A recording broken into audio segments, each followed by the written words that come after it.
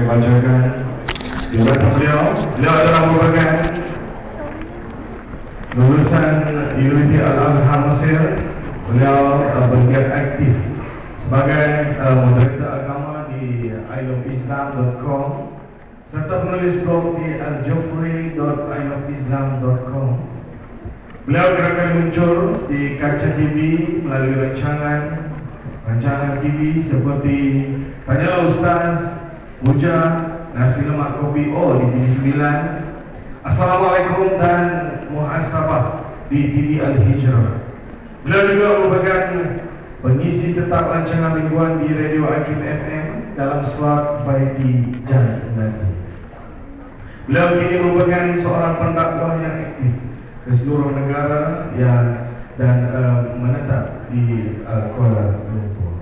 Baiklah, hadirin sekalian, tanpa mereka masa lagi saya persilakan yang berbahagia Ustaz Abdul Karim Al-Jufri untuk sembang santai bersama beliau yang akan membahas tajuk persiapan zahir batin pengantin. Maju dengan segala hormatnya mempersilahkan.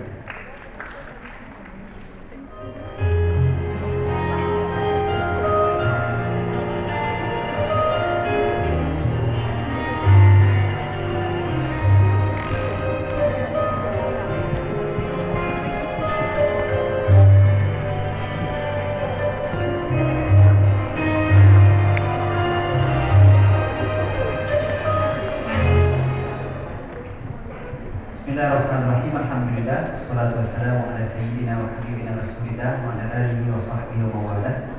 Subhanaka la ilma lana illa ma 'allamtana innaka antal alimul hakim. Wa assalamualaikum warahmatullahi taala wabarakatuh. Alhamdulillah. Ada 3 orang ni. Ngantuk dah dah. Siapa bagi lagi? Dengan itu paling suka. Kita dapat makan nasi lemak boleh bagi. Okey, tak? Okey, alhamdulillah. Okey, kita nak kahwin kena cergas kan? Soalan ni kahwin di. Okey. Itu salah satu persiapan. Persiapan pertama kena cergas. Okey. Jadi kalau saya bagi markah pagi-pagi ni okey, berarti okey. Asyik tak jadi nanti ni. Insya-Allah. Okey. InsyaAllah tak jadi nak saya pun tak nak nanti dulu sangat. Okey, alhamdulillah Allah ada kumpul kita pada pagi ini. Dekat dengan ni pun kan. Okey, tak apalah. Jarang saya ceramah waktu macam ni dekat dengan ni. Biasanya waktu macam ni kalau ada pun dekat 9 dan jangan usrah setengah pagi. Tapi itu tak apa, pasal kalau kau ngantuk minum kopi senang je. Ataupun sembang dengan kawan kan, sambil tengok muka saya kat TV, sambil tu sembang dengan kawan kan, gambar lepas tu mute saja, senang. Jadi apa, pagi ni kita tak ada gitu. Jadi nak bagi mengelakkan ngantuk, apalah tajuk ni, insyaAllah tajuk yang sangat-sangat penting, persiapan zahir dan batin. Okey, tajuk the best. Tapi apalah, kita pergi kepada sebab pertama sekali sebenarnya saya dah siapkan slide, tapi slide tak dapat nak dipaparkan sebab saya pun dah tak ada slide kan. Slide tu pun hilang lah mana sebab saya punya komputer kena format. Itu salah saya sebab saya dapat persiapan zahir dan batin dengan lengkap sebenarnya, sebab tak backup saya punya hadis. Jadi hadis rosak, hilang lah 4 slide yang saya pilih tentang pada minggu ni. 3 hari Senin baru ni saya akan bentang 1 slide. Semalam saya patut bentang 1 slide, hari ni dan juga esok. 4 ini slide semua saya hilang dengan video-videonya, dengan lampu semua bagai habis. Jadi sekarang ni dah tak ada slide, macam mana tengok muka saya kan? Boleh? Kalau tidak ada video belakang. Jadi yang ni tak apalah, dari sini sekejap lah, adalah 20 minit insyaAllah. Dan kalau ada sebarang persoalan, insyaAllah boleh diajukan. Mikrofon pun ada kat depan. Kalau ada kertas dan pen pun boleh tulis bawa ke depan, insyaAllah. Kalau ada soalan yang malu nak ditanya kat mikrofon, kadang-kadang kalau kita malu, kita sebut je kawan saya kan. Jadi tapi kot lah malu juga, sebab kawan-kawan dia semua ada kat sini kan. Kawan-kawan mana ni kan. Jadi tuliskan kat kertas, hantar je ke depan, insyaAllah.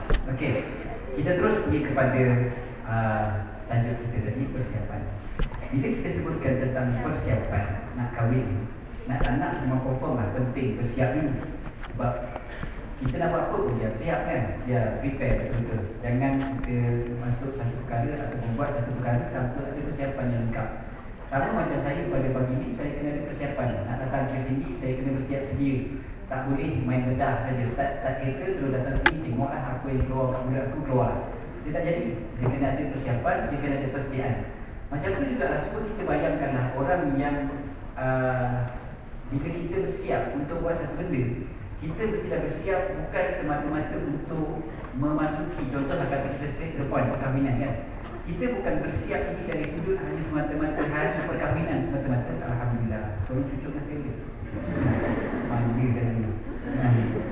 Okey. Suap sekali manja kau. Dah kahwin kau? Belum? Okey. Itu salah satu tanda jadi suami soleh tu. Nah itu salah kamu. Okey, jadi kita kata tadi kan, persiapan itu bukan hanya semata-mata persiapan hari perkahwinan, tetapi persiapan untuk kita menempuh satu alam baru seumur hidup kita kan, bukan sehari saja. Ibarat macamlah kata kita bekerja, kita nak masuk tempat pekerjaan yang baru. Kalau dah grad daripada universiti, nak masuk ke tempat pekerjaan, mana ada orang dia kerja, dia rancang cuma hari pertama pekerjaan saja. Hari pertama ada briefing dan sebagainya, itu saja dia punya perancangan. Besok dia terus rancang untuk pergi bercuti kan, nak kena pelangkong dengan bos boleh kan. Dia semua rancang, aku nak cuti 2 minggu dekat Bali, 2 minggu lagi dekat Paris kan? Macam tu, padahal baru hari pertama bekerja. Tak ada orang macam tu. Dia akan rancang pekerjaan dia, dia mesti rancang dan dia mesti fikirkan. Dia dah letak dalam kepala dia, bahawasanya aku akan bekerja dekat satu syarikat selama beberapa tahun contohnya. Itu baru pekerjaan yang cuma kita hadapi daripada pagi sampai ke petang, 5 hari seminggu selama beberapa tahun saja. Ini kan pula kita nak merancang satu benda yang selama-lamanya 24 jam. Pasal status seorang suami atau seorang isteri itu kan 24 jam. Dia bukan boleh sikit-sikit je, walaupun ada yang kata apa weekend husband, weekend wife. Zaman sekarang kan biasa kan, satu kerja kat Sabah, satu kerja kat KL, satu kerja kat KL, satu kerja kat Kedah. Kan weekend wife, weekend husband. Itu pun nasib kalau weekend. Kadang-kadang monthly saja, sebulan sekali. Mana taknya ada minyak kan ni kan. Yang senang dia nak pulang ke Kedah, pergi balik kita ada minyak. Tapi dah duit ni dengan AES kena lagi kan.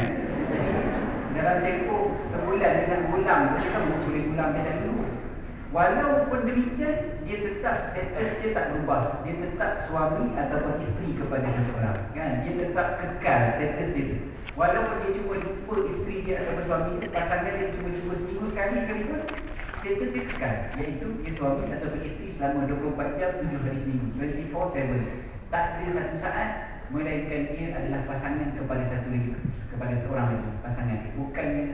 Bukannya dia sekali-sekala saja jadi pasangan. Saya berada di sini pada hari ini, saya tetap suami kepada isteri saya kan. Walaupun saya duduk di sini sebagai penceramah, tetap saya seorang suami kepada isteri.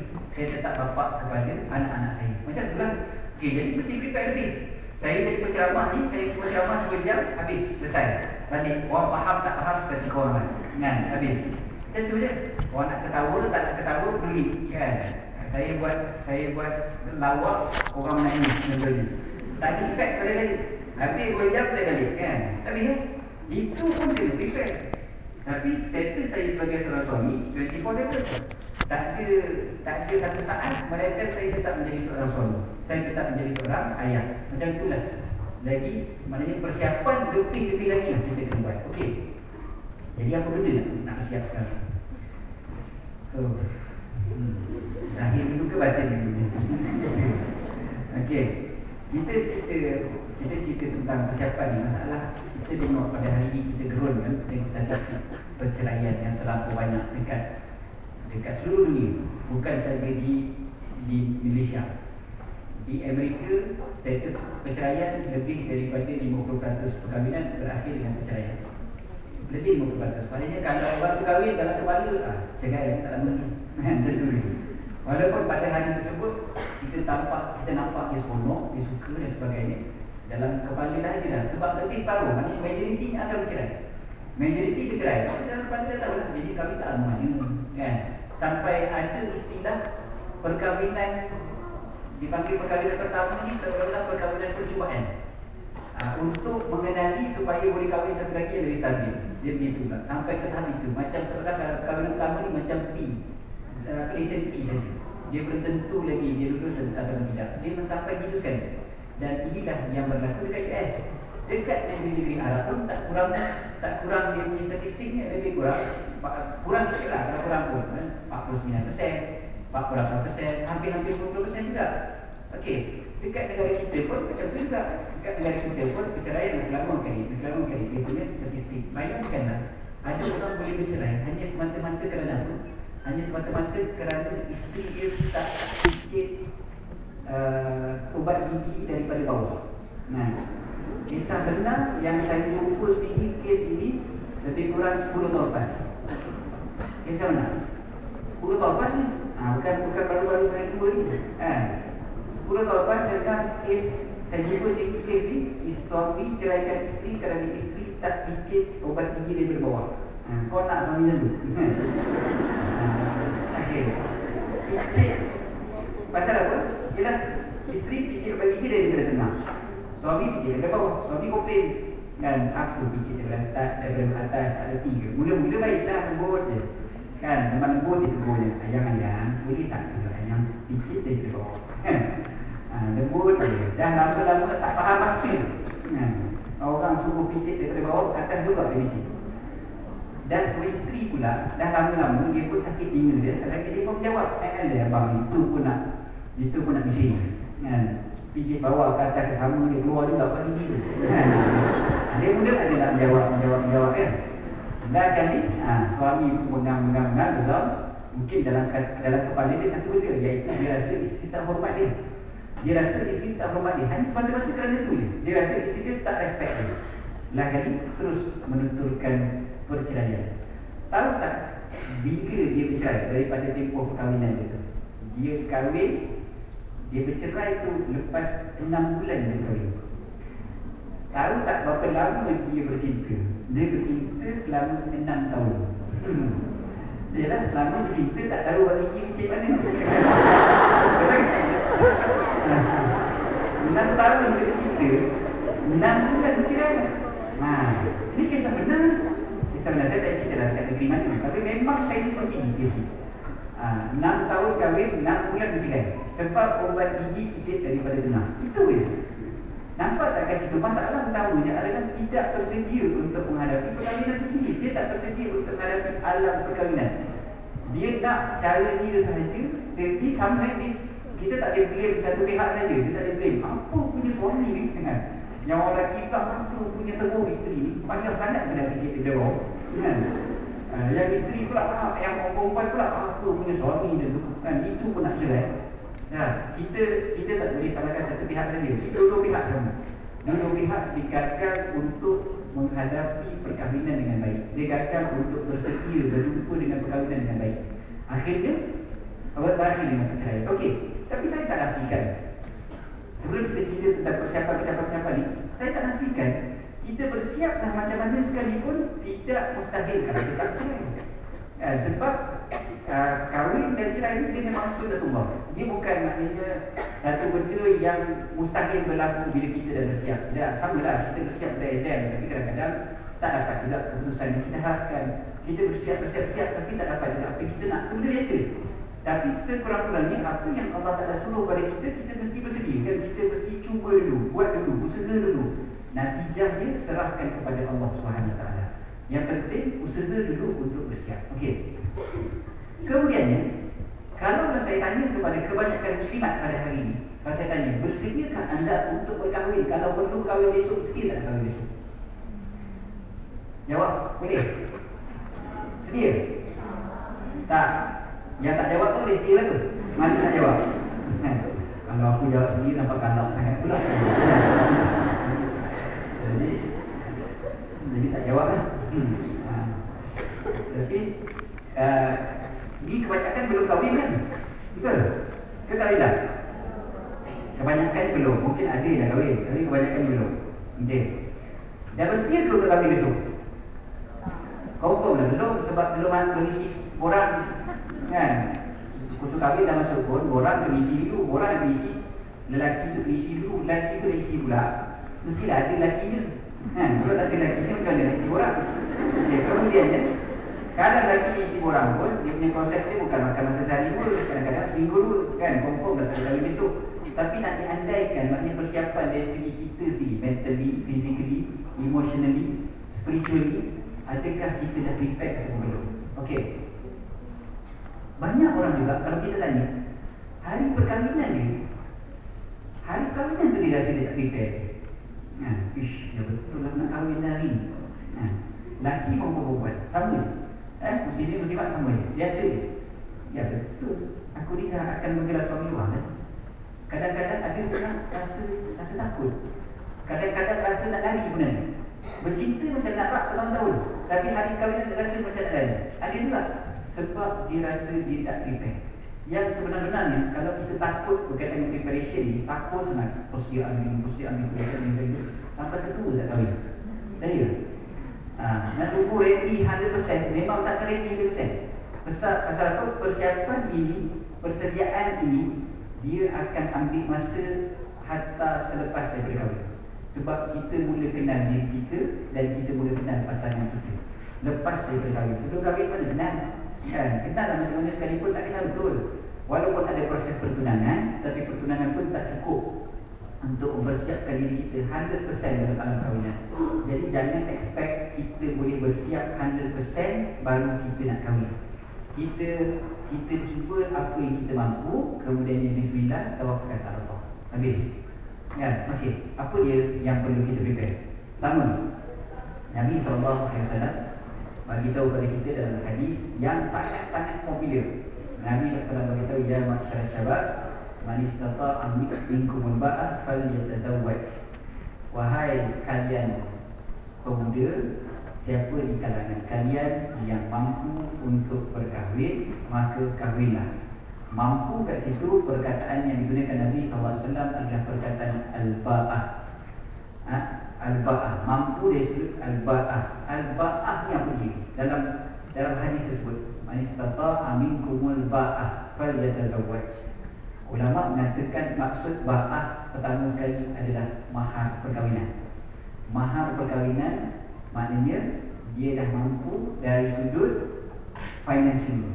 Dia ada dah. Pasal mahar, dia mesti ada kaitan dengan faedah yang boleh didapati oleh si isteri. Dia tak boleh maharnya aku mengasihimu seumur hidup. Itu senang. Kalau itu betul lah. Dia tak boleh. Dia mesti ada benda yang memberi faedah. Contoh kalau kita dengar maharnya adalah surah sekian-sekian kan. Surah sekian-sekian pun dia bukan surah itu menjadi mahar, tetapi bacaannya ataupun diajar kepada isteri bacaan tersebut, itu yang jadi mahar dia sebenarnya. Okey, bukan maknanya okeylah kau baca surah Allah 3 kali akhir okey tu dengan mahar tu. Padahal isteri tu juara tarangkum, juara qiraat tadi kan. Jadi dia tak jadi mahar kat situ sebab dia tidak ada manfaat. Tidak ada manfaat. Tapi manfaat dia mesti manfaat. Sebablah juga mahar tak boleh dengan sebiji beras contohnya kan. Aku kahwinkan kau dengan sebiji beras kan. Dengan maharnya sebiji beras. Tak boleh sebab tidak ada manfaat. Nak masak macam mana sebiji beras kan. Jadi dia mesti ada manfaat. Bila ada manfaat, maka tentu sekali si lelaki itu dia sudah bersedia dari sudut kewangan. Dia dah ada dah financial plan dia. Dah ada dah apa benda cara aku macam mana nak menyara keluarga aku selepas daripada ni. Bukan bermakna sekarang ni dah kaya, tapi sekurang-kurangnya dia ada plan. Dia dah tahu dah macam mana cara dia nak kumpulkan rezeki. Betul, Allah Ta'ala juga beritahu, wa in kana fuqara yughnihimullahu min fadlih. Kalaulah mereka itu orang yang fakir, Allah Ta'ala akan kayakan mereka. Betul, orang yang kahwin, dia dalam keadaan fakir, Allah Ta'ala kata, Allah jamin Allah Ta'ala akan kayakan. Jadi jangan terlampau risau, tetapi kita bersedia, kena prepare. Allah Ta'ala kayakan, tetapi kita mesti plan kan? Allah Ta'ala janji, Allah Ta'ala akan berikan kekayaan daripada kelebihan Allah SWT. Tapi macam mana kita kena plan. Saya waktu kahwin, contoh kan? Ini senang bagi cerita di sini. Saya waktu kahwin waktu masih belajar, bukan belajar degree, masters. Waktu saya tengah tulis tesis masters. Jadi waktu kahwin, saya tidak dapat saya tak dapat beasiswa, tak dapat bantuan daripada mana-mana pihak, zakat ke, beasiswa ke, apa ke, tak dapat. Pinjaman lagilah, kan? PTPTN, lagilah, tak ada langsung. Ada alasan kenapa saya tak diberi waktu tu, tak apalah, bukan kerana saya tidak cemerlang, cuma adalah sebab ni saya cerita panjang kat sini. Kejap lagi aku kena pula. Jadi sebab saya pernah dipanggil ke PTPTN untuk ceramah, untuk PTPTN, kan? Untuk dia kata Ustaz, tolong terangkan kepada masyarakat umum betapa berdosanya tidak membayar pinjaman. Pandai aku begitu kan. Bila aku minta tak dapat kan.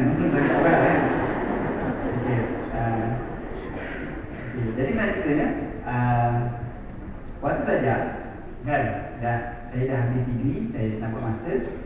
Dah habis saya punya masters punya coursework tu, peperiksaan dan sebagainya dah habis. Tinggal nak tulis tesis.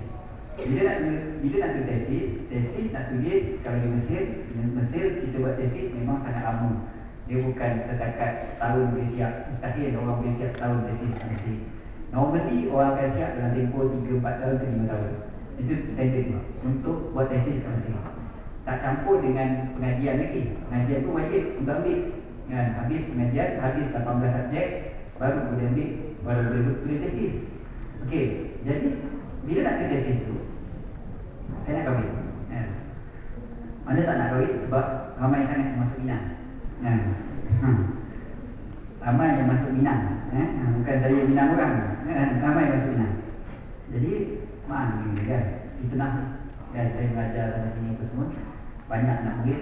Dan sekali kata nak kahwin. Tapi dia fikir duit tak ada ni. Saya bukan ada beasiswa dan sebagainya, tapi tak tahu kumpul duit dulu. Kumpul duit sikit-sikit, cukup untuk bagi mahal, cukup untuk hantaran. Kita pun minta tolong lah, keluarga sikit kan. Nipu tak minta tolong keluarga, minta tolong sikit dan sebagainya. Akhirnya kahwin. Fikir juga, macam mana saya kahwin? Allah Ta'ala janji, ingat dalam Quran, Allah Ta'ala janji, Allah Ta'ala akan tolong. Orang yang berkahwin untuk menjaga diri dia, Allah Ta'ala akan tolong. Jangan risau. Tapi Allah Ta'ala tolong dengan cara macam mana? Bukan dia tiba-tiba bangun tidur dia, bawa bantal ada emas, bawa bantal ada emas. Senang macam tu. Kalau lah begitulah sifatnya, memang terlalu mudah. Tapi Allah Ta'ala bantu kita, bukan dengan cara macam tu. Allah Ta'ala bagi ilham kepada kita untuk berusaha lebih, untuk bekerja lebih. Bila kita dah ada anak juga lagi, alhamdulillah. Orang yang dapat pinjaman tak ada anak tak, tak kahwin pun. Saya yang tak ada apa-apa boleh kahwin, ada anak sihat walafiat juga anak saya. Macam Michelin dia punya tu. Waktu kecil lah, waktu baby. Sekarang sudah sedih macam dia. Tapi dulu memang sihat walafiat. Jadi saya fikir apa cara yang Allah Ta'ala bagi kepada saya dari sudut kewangan, dari sudut financial. Allah Ta'ala bagi ilham kepada saya dan isteri untuk berniaga. Berniaga tu waktu tu saya jaga mi. Bukan berniaga mi, goreng mi. Buat mi tu, mi tu kan. Kita buat mi, buat kuih tiaw, kan. Benda tu lah, kuih tiaw tu lagi, mi tu jual kat kedai-kedai Melayu kat Mesir tu. Hantar kat kedai makan Melayu. Pasal Mesir tak ada mi. Mesir dia jual spaghetti je. Mi tak ada. Jadi kita buat, hantar ke kedai. Dapat tanda tetap kat kedai dia tak nak. Satu hari dia nak berapa kilo, yang ni nak berapa kilo. Alhamdulillah. Dapat buat ni, dapat duit. Dapat duit, alhamdulillah. Cukup. Tak pernah tak cukup. Duit tak pernah tak cukup. Bahkan anak saya pun sihat walafiat. Tak pernah ni satu masa anak saya tak ada susu ke, tak ada pampers ke, apa ke, tak pernah. Rupa-rupanya Allah Ta'ala tolong dari sudut financial. Sebab dengan cara Allah Ta'ala bagi ilham kepada kita dan bagi kekuatan kepada kita untuk berusaha. Tapi yang pentingnya kita dah ada dalam kepala kita rasa aku kena cari juga kewangan untuk berkeluarga. Dalam pada muslim kita pada dunia kita pada hari ini, zaman kita pada hari ini, dua-dua pasangan kena fikir betul. Dia bukan suami saja. Walaupun tanggungjawab pada suami, tapi isteri kena berfikir. Okey, itu yang disebut oleh Nabi SAW. Nabi SAW aminkumul ba'ah. Kemudian Nabi SAW beritahu satu lagi. Nabi kata tunkahul mar'atu li arba'. Dinikahi perempuan kerana empat perkara kan. Ni hadis ni hafal ke tak?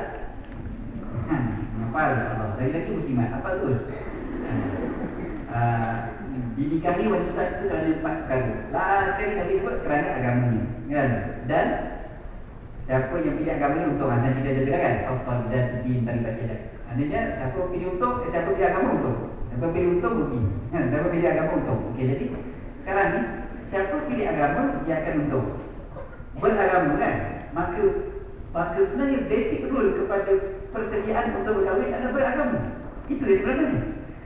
Kalau kita beragama, insya-Allah kita bersedia untuk menjadi pasangan dan mencari pasangan. Mesti beragama, bukan ilmu agama semata-mata, tapi beragama. Beragama pasal apa? Pasal bila kita beragama, kita tahu kita ada tanggungjawab. Bila kita beragama, kita tahu kita punya batasan-batasan. Kita tahu kita punya apa yang boleh buat, apa yang tak boleh buat, apa yang mesti buat, apa yang jangan buat. Semua benda-benda itu ada dalam konteks beragama. Kalau kita tidak beragama, waktu itu kita akan senang. Kita terpaksa cari teori-teori barat, terpaksa Google preparation, marriage preparation, Google kan. Carilah kan. Adalah teori dia, nombor 1, nombor 2, nombor 3, nombor 4, nombor 5, macam-macam teori dia.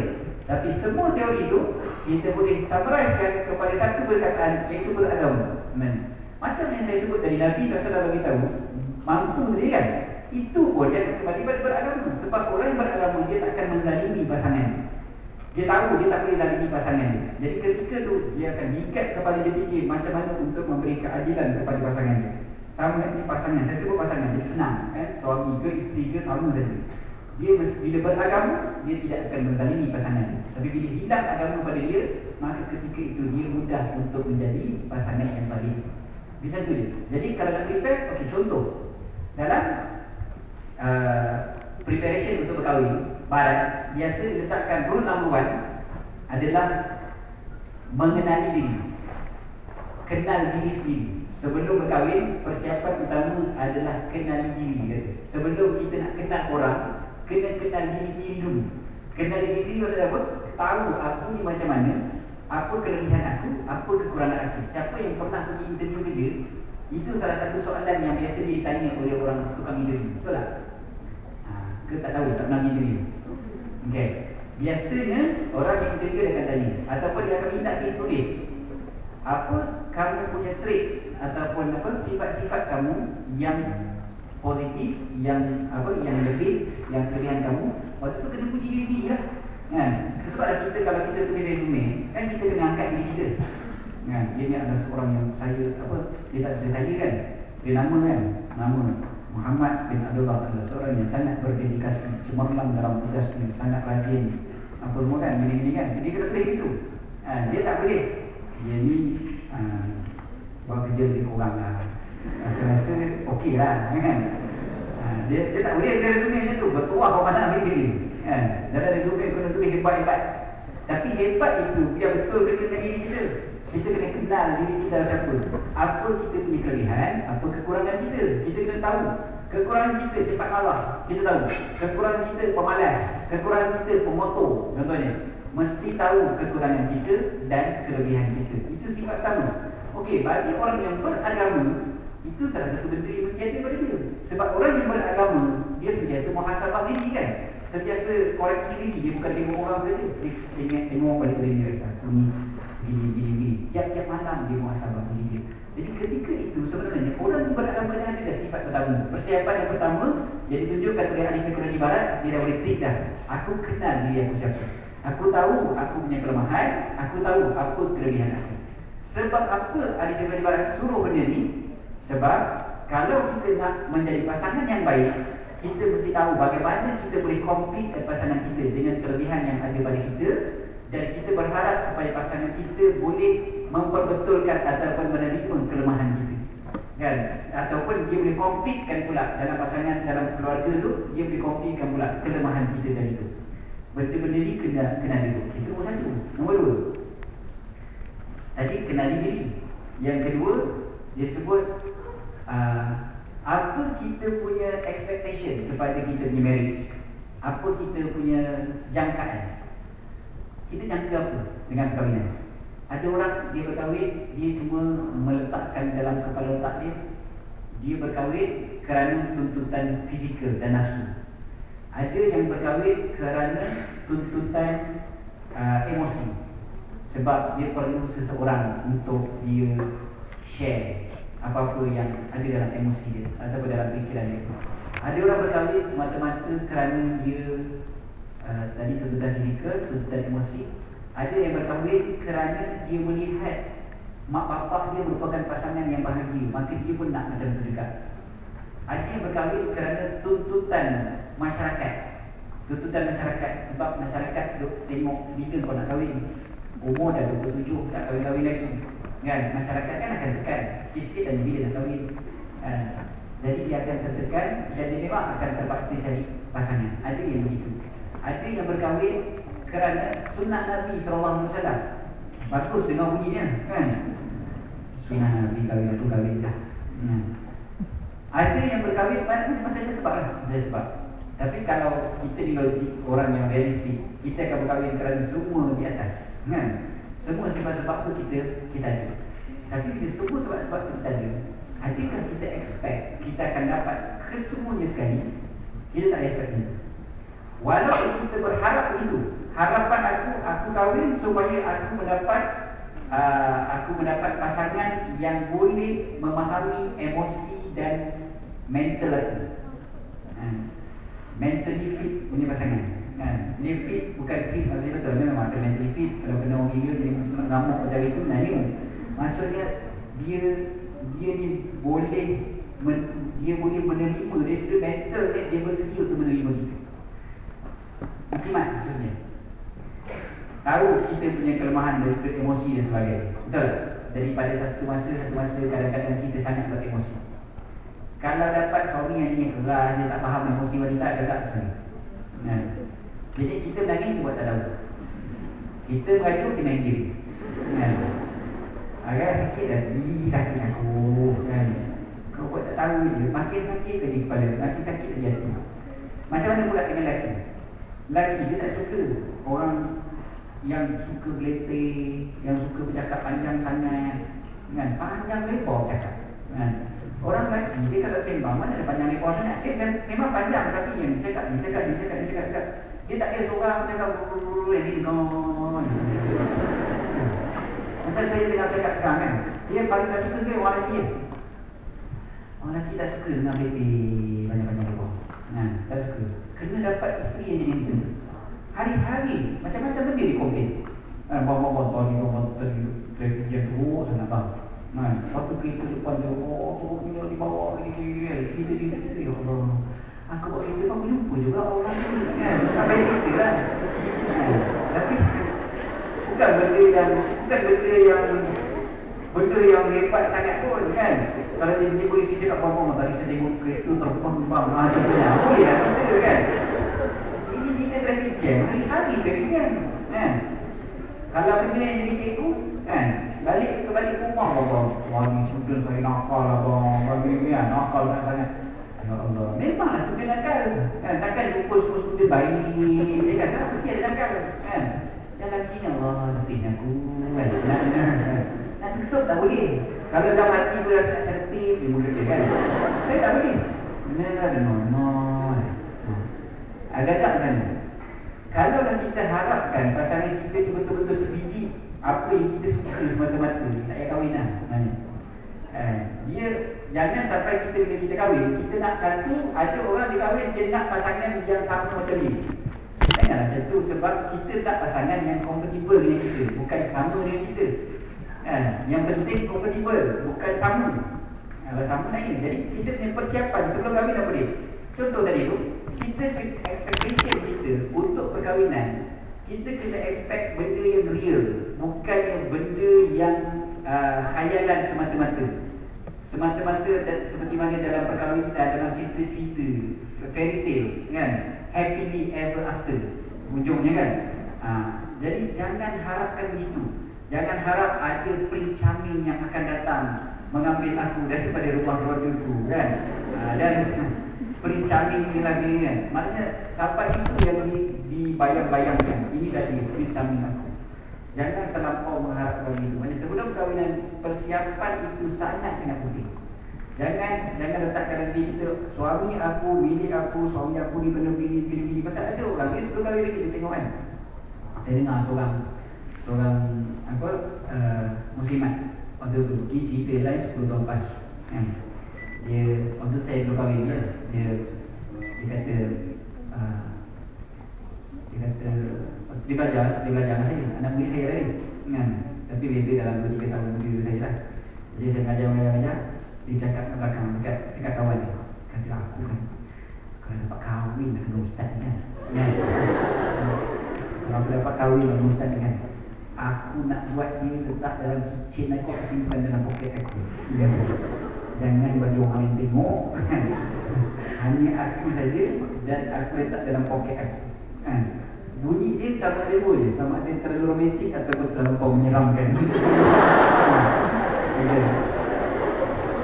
Kan? Dia tapi dia cerita betul. Kan? Okey. Jadi dia kadang-kadang kita berharap bila kita berkahwin, kita berada dalam alam yang fantasi. Alam fantasi teman-teman. Perkahwinan yang kita harapkan adalah fantasi. Maka bahaya. Sebab bila orang duduk di alam fantasi, tiba-tiba dia jumpa realiti, dia akan terkejut kan, dia akan shock. Inilah realiti sebenar perkahwinan.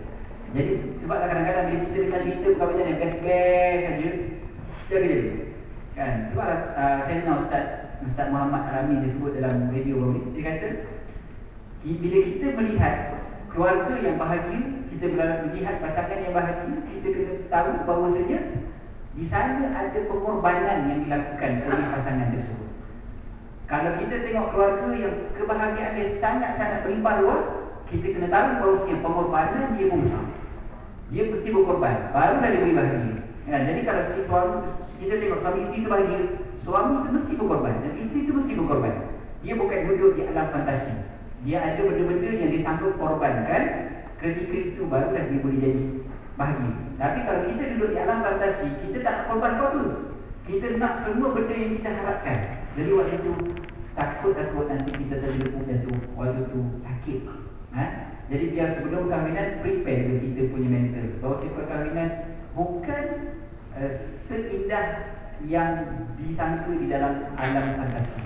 Bukan 24/24 semuanya bahagia lagi. Bahagia insya-Allah. Perkahwinan memang best. Jangan risaulah dengan takut kali kau macam tu takut aku nak kahwin. Tak. Sebab kalau kita dah prepare, insya-Allah bahagia. Kalau kita dah prepare untuk berkorban, insya-Allah bahagia. Tapi kalau kita tak prepare untuk berkorban, ketika itu payah untuk kita bahagia. Fikirnya tu. Okey, jadi bila kita sebutkan tentang preparation mentally tadi, letakkanlah kepala kita ini, pasangan aku, dia mudah-mudahan dia bukan sama macam aku. Dia ada kesilapan, dia ada kelemahan dan sebagainya. Aku juga ada kesilapan, aku juga ada kelemahan. Mudah-mudahan kita boleh compete di sana. Itu sebab juga kalau kita beragama, kita akan mudah. Sebab bila kita beragama, kita akan mudah untuk berkorban.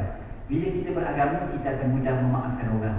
Bila kita beragama, kita macam-macam kan. Contoh lagi, persiapan dari segi mentally juga.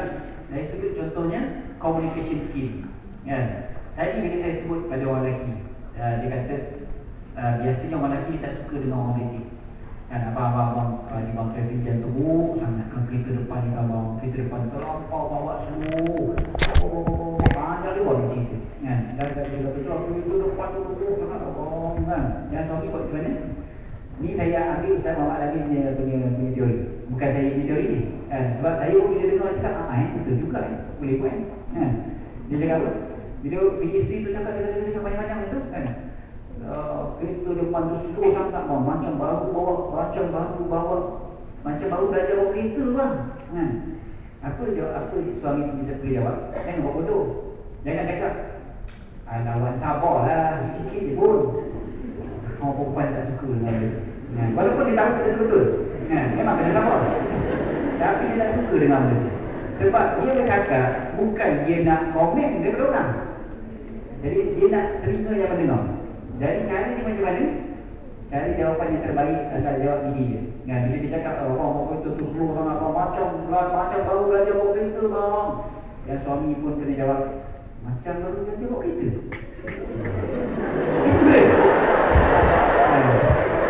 Aku isteri akan jawab. Isteri kata bang. Kan kan. Ini orang bang, dia kan lagi kan dari sekejap ke kiri, sekejap ke kanan, sekejap ke semua, sekejap laju, sekejap belakang. Kan, dia bawa tu dah hampun tau, lepas tu kami tengah WhatsApp tu. Kami dah tengah WhatsApp. Cukup kan. Dipanggil pengulangan ayat 7. Yang muslimat, depan ni kalau tengok kata suami layan macam tu kan. Tahulah bahawa kita tak ada suami tu dah dengar daripada Ustaz Syed ataupun dengar Ustaz Muhammad Alamin. Itu je lah kan. Dan faham-faham lah, maknanya suami tu boring lah tu tahu kan. Dia ulang ayat 7. Tapi percayalah, kalau buat begitu banyak masalah akan selesai. Muslimat dia lega sebab dia dapat meluahkan. Dia tak mesti muslimat. Kadang-kadang muslimat dapat suami yang macam tu. Nampak? Dia terbalik. Suami dia pula jadi suka cakap kan. Dia jenis suami jadi suka cakap, isteri pula jadi suka mendengar. Ada macam tu kan, dapat pasangan yang macam tu. Maka buat balik, yang isteri pula cakap macam tu kan, bawa seluruh bang biarlah dia cakap banyak-banyak kan. Sebablah memang pun pasal manusia ni, dia bila kita sebut tentang communication skill, macam nanti tajuk communication skill ada banyak. Cuma saya sekiranya itu salah satu persiapan yang mesti ada. Communication skill itu salah satu persiapan yang ada. Saya beritahu tentang ni, kita ada bincang tentang financial. Persiapan financial kena ada. Persiapan tadi persiapan mesti komunikasi contohnya mesti ada. Jangan sampai kita tak boleh nak berkomunikasi dengan baik. Sebablah sebenarnya salah satu daripada cara untuk kita prepare yang baik adalah kita jangan jadi orang yang anti-sosial.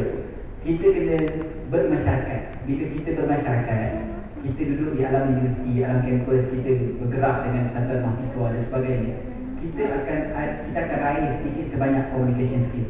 Kita akan tahu juga sedikit sebanyak psikologi manusia. Tahu orang ni macam mana jadi. Kita akan belajar daripada setahun ke setahun, makin lama makin kita kenal manusia ni macam mana. Kan, dia ada macam-macam cara kita nak respon.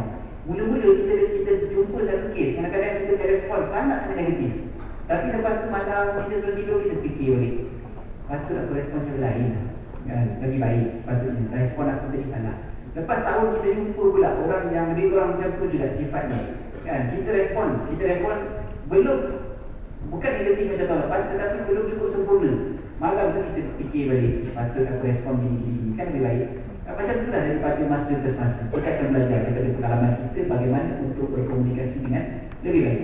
Dan tanya sebenarnya, fikirkan balik, macam mana aku nak berkomunikasi dengan baik. Tentu sekali pasal kita ni kan, kita two way street. Suami isteri ni, dia bukan one way je. Dia bukan suami cakap, isteri dengar, dah habis. Atau isteri cakap, suami dengar, dah, dia mesti two way. Jadi kita dah two way street. Communication tu penting.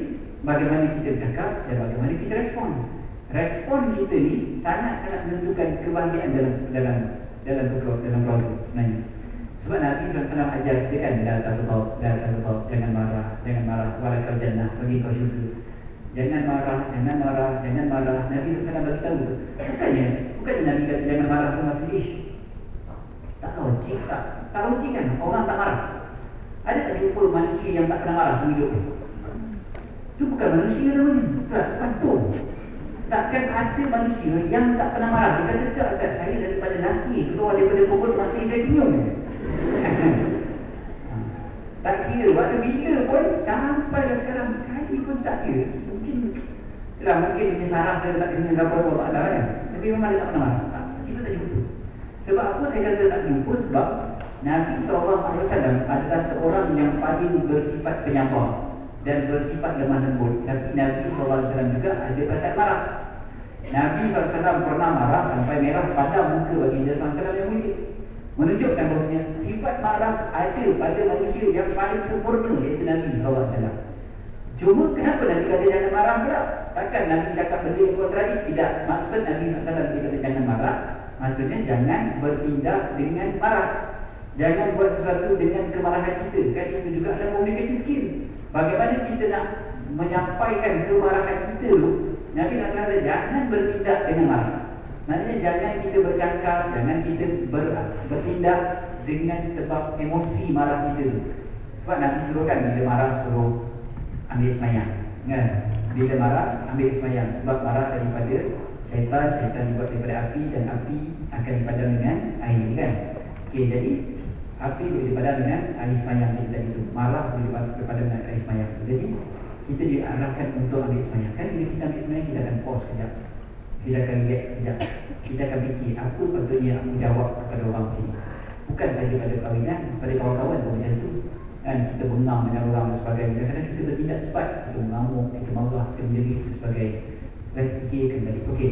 Jadi komunikasi skills penting. Seterusnya, lepas daripada itu, persiapan yang perlu kita ada. Jadi kita sebut dari segi komunikasi skills. Sebenarnya kita sebut dari segi mentally. Bagaimana kita nak fikir dari sudut mental. Dan tentu sekali lah, persiapan yang penting untuk beragama adalah berilmu agama. Dan kalau tak ada ilmu, payah untuk kita beragama, maka kena belajar. Belajar tentang tanggungjawab suami, tanggungjawab isteri, apa yang patut aku buat, apa yang wajib aku buat, apa yang aku dilarang buat. Kena belajar, kena ada ilmu agama, kena tahu. Jangan tak tahu langsung. Kalau tak tahu, payah. Sebablah jangan harapkan tak apalah nanti aku kahwin, aku harap mudah-mudahan suami aku akan bimbing aku. Habis. Tak tahu apa langsung. Jangan. Kena belajar. Banyak benda kena belajar. Belajarlah sebagai seorang suami apa patut aku buat. Carilah ciri-ciri suami. Kan buku-buku berlambak pasaran kan. Suami soleh lah, isteri solehah lah kan.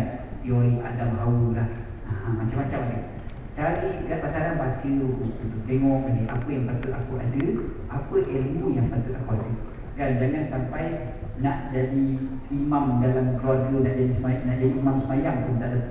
Kan dah jadi isteri yang jadi imam. Kan dia waktu kawan-kawan kan, bila berkawan senang tolak dia. Sila. Kan? Takkan dah kahwin pun nak satu juga. Sila. Tak boleh. Kan saya tengok kat luar penting imam. Daftar tu imam dah. Kan? Jadi maknanya dia dah rasa bahawasanya dia mesti menjadi pemimpin dalam keluarga. Kan dia mesti dia jadi pemimpin, maka solat 5 waktu antara benda yang patut dipimpin. Kan? Maka dia tahu aku mesti pimpin keluarga aku. Solat kena tahu. Takkanlah solat tu tak ada tu nampak oh. Kan? Dah solat satu surah pun tak hafal. Kan? Itu yang di mana tu. Kan? Sampai roh asal dia jadi imam. Kan? Subuh maghrib isyak tak kena. Okey. Kan pelik tu. Biasa orang subuh maghrib isyak kat rumah. Kan? Zuhur asar kat luar. Dia zuhur asar dia boleh jadi imam. Subuh maghrib isyak tak boleh sebab surah pun tak hafal, apa pun tak hafal. Dan kalau hafal pun dia nak painah, dia hafal. Kan? Saya pernah sebut begini dalam ceramah. Dia punya gerak dia baca Cina painah tu sampai seorang isteri kat belakang pun boleh agak nak baca. Tapi dia walaupun di isteri kat belakang, dia confirm nak baca Cina painah. Dah fikir dalam hati macam tu dah. Jadi Bismillahirrahmanirrahim. Inna apainah kalau isteri kat belakang, aku kata dah. Macam tu dah. Nak dalam semayang macam tu. Maknanya itu baru ilmu yang basic ya. Ilmu basic kaitan dengan bacaan dan sebagainya. Benda-benda macam tu pun tak lepas ilmu. Dan ada ilmu yang tentu sekali penting. Adalah ilmu tentang akad nikah sendiri pun. Itu pun tak tahu kadang-kadang. Ilmu akad nikah pun tak tahu. Yang isteri pun tak faham, yang suami pun tak faham. Berapa ramai orang pada hari ini menyangkakan isteri mesti ada ketika majlis akad nikah. Betul tak? Apa orang ingat? Mesti ada. Tak mesti ada. Siapa kata isteri mesti ada duduk akad nikah? Kan? Tak mesti ada. Duduk kat bilik seorang-seorang pun tak ada masalah. Kat bilik mana? Bilik ni di Kulis Sleman ni. Bukan isteri. Kan? Tahu-tahu kahwin dah dapat SMS dah hadiah nikah. Memang tak romantik gila suami tu. Tapi dah macam tu kan? Tapi pasal dia bertempuh dia tahu lah. Benda tu boleh. Bukan ni. Bukan haram. Kan? Boleh je. Tak ada masalah. Bukan wajib. Dia duduk kat dalam tu. Mesti duduk kat depan-depan tu. Tak mesti. Kan? Sama juga macam ilmu yang si suami ni. Pasal orang lelaki tak ramai. Kita pasal orang lelaki pun tak ni sangat. Ilmu dia banyak orang lelaki lebih penting. Bukan macam tu tapi lebih penting. Daripada hari akan nikah lagi ilmu sangat banyak kita tahu. Kau tengok tak yang YouTube yang suami yang si lelaki tu pasang calon lelaki tu nak kahwin, lepas tu tak reti nak jawab dekat kawan dia. Ni cerita betul ni. Yang orang ambil gambar, kawan dia ambil gambar, lepas tu upload ke YouTube. Nampak nanya kawan ni kan, nak gelak dengan kawan dia. Jadi dia pun upload ke YouTube. Cerita betul kau berlakon. Betul-betul dia nikah kan. Dia nikah yang si Tok Haji tu cakap kan, aku nikahkan kan.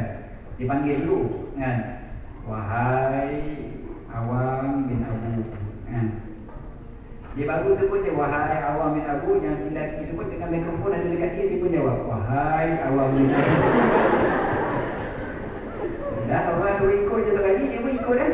Kan? Jadi Tok Haji tu dah sengit. Ya.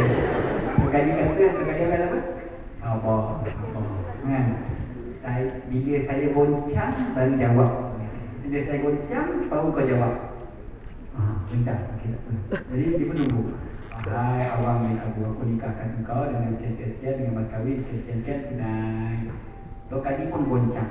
Tok Haji goncang, dia dengan penuh confident, mikrofon dekat mulut dia. Dia pun jawab, sah.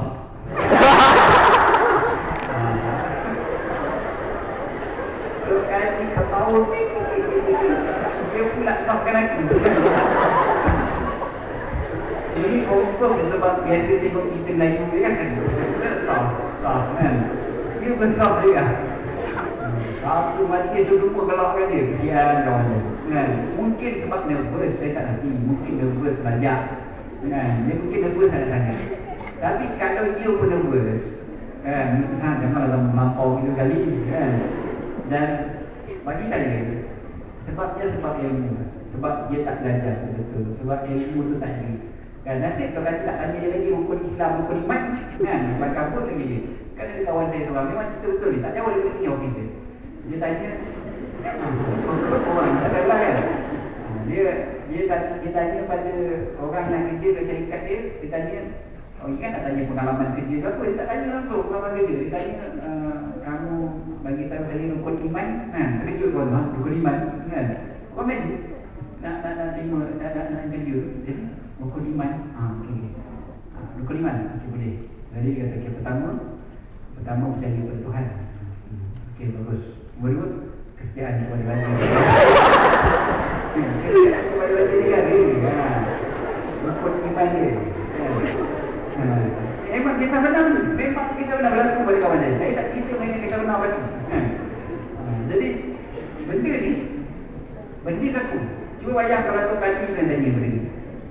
Tok Haji kata tak apa, dia nak cek sikit lah rukun iman tahu ke tidak.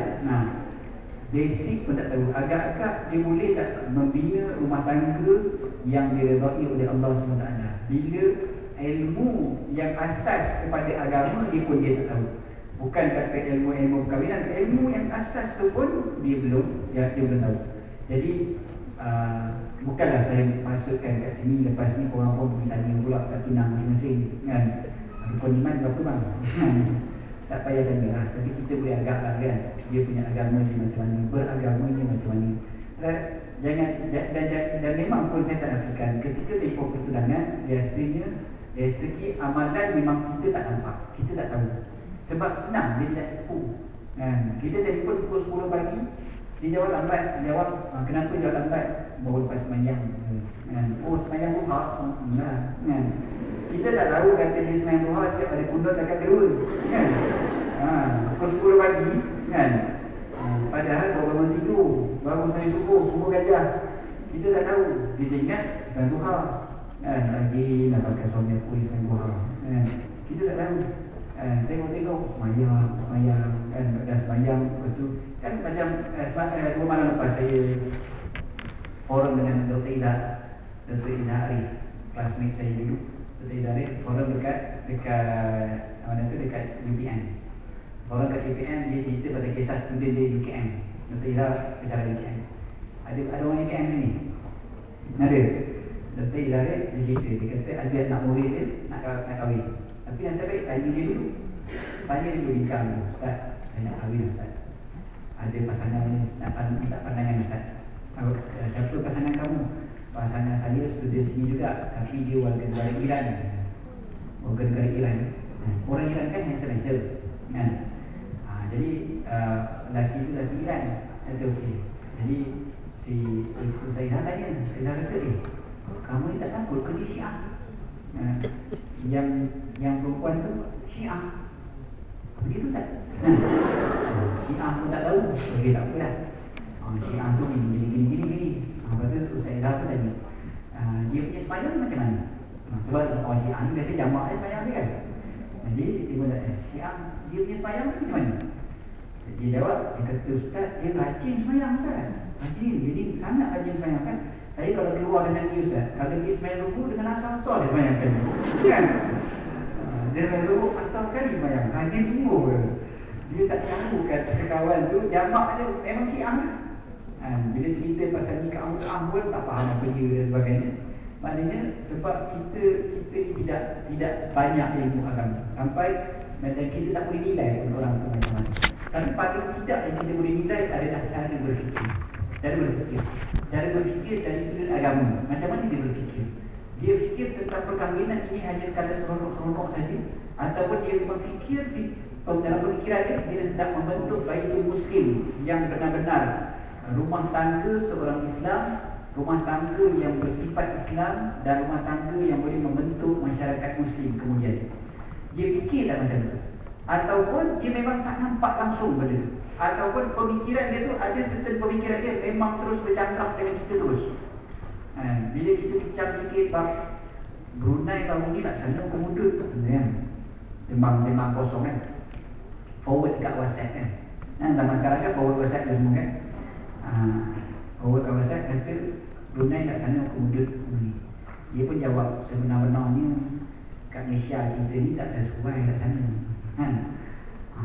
Kalau kita jadi boleh terima pasal kata macam tu kan? Engkau lah kan? Tapi kalau kita dah nampak ni cara berfikir ni masalah ni problem ni cara berfikir ni. Cara berfikir ni pemikiran yang langsung tidak Islam.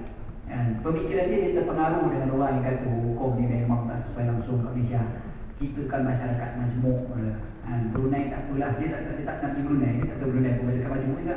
Jadi apa masyarakat majmuk tak sesuai. Lagipun ini menyebabkan nanti pelancong lari daripada Malaysia, tak datang Malaysia. Nanti pelaku-pelaku pun tak datang ke Malaysia. Cara berfikir dia macam tu. Dia cara dia berfikir macam tu agak-agak kita nak terima ke tidak pasangan kita macam tu. Bukan masalah dia punya akhlak dan sebagainya, cara berfikir. Dan jangan kita harapkan terus tak apalah kot nanti dia kahwin dia berubah kot. Ini salah satu yang bahaya sangat.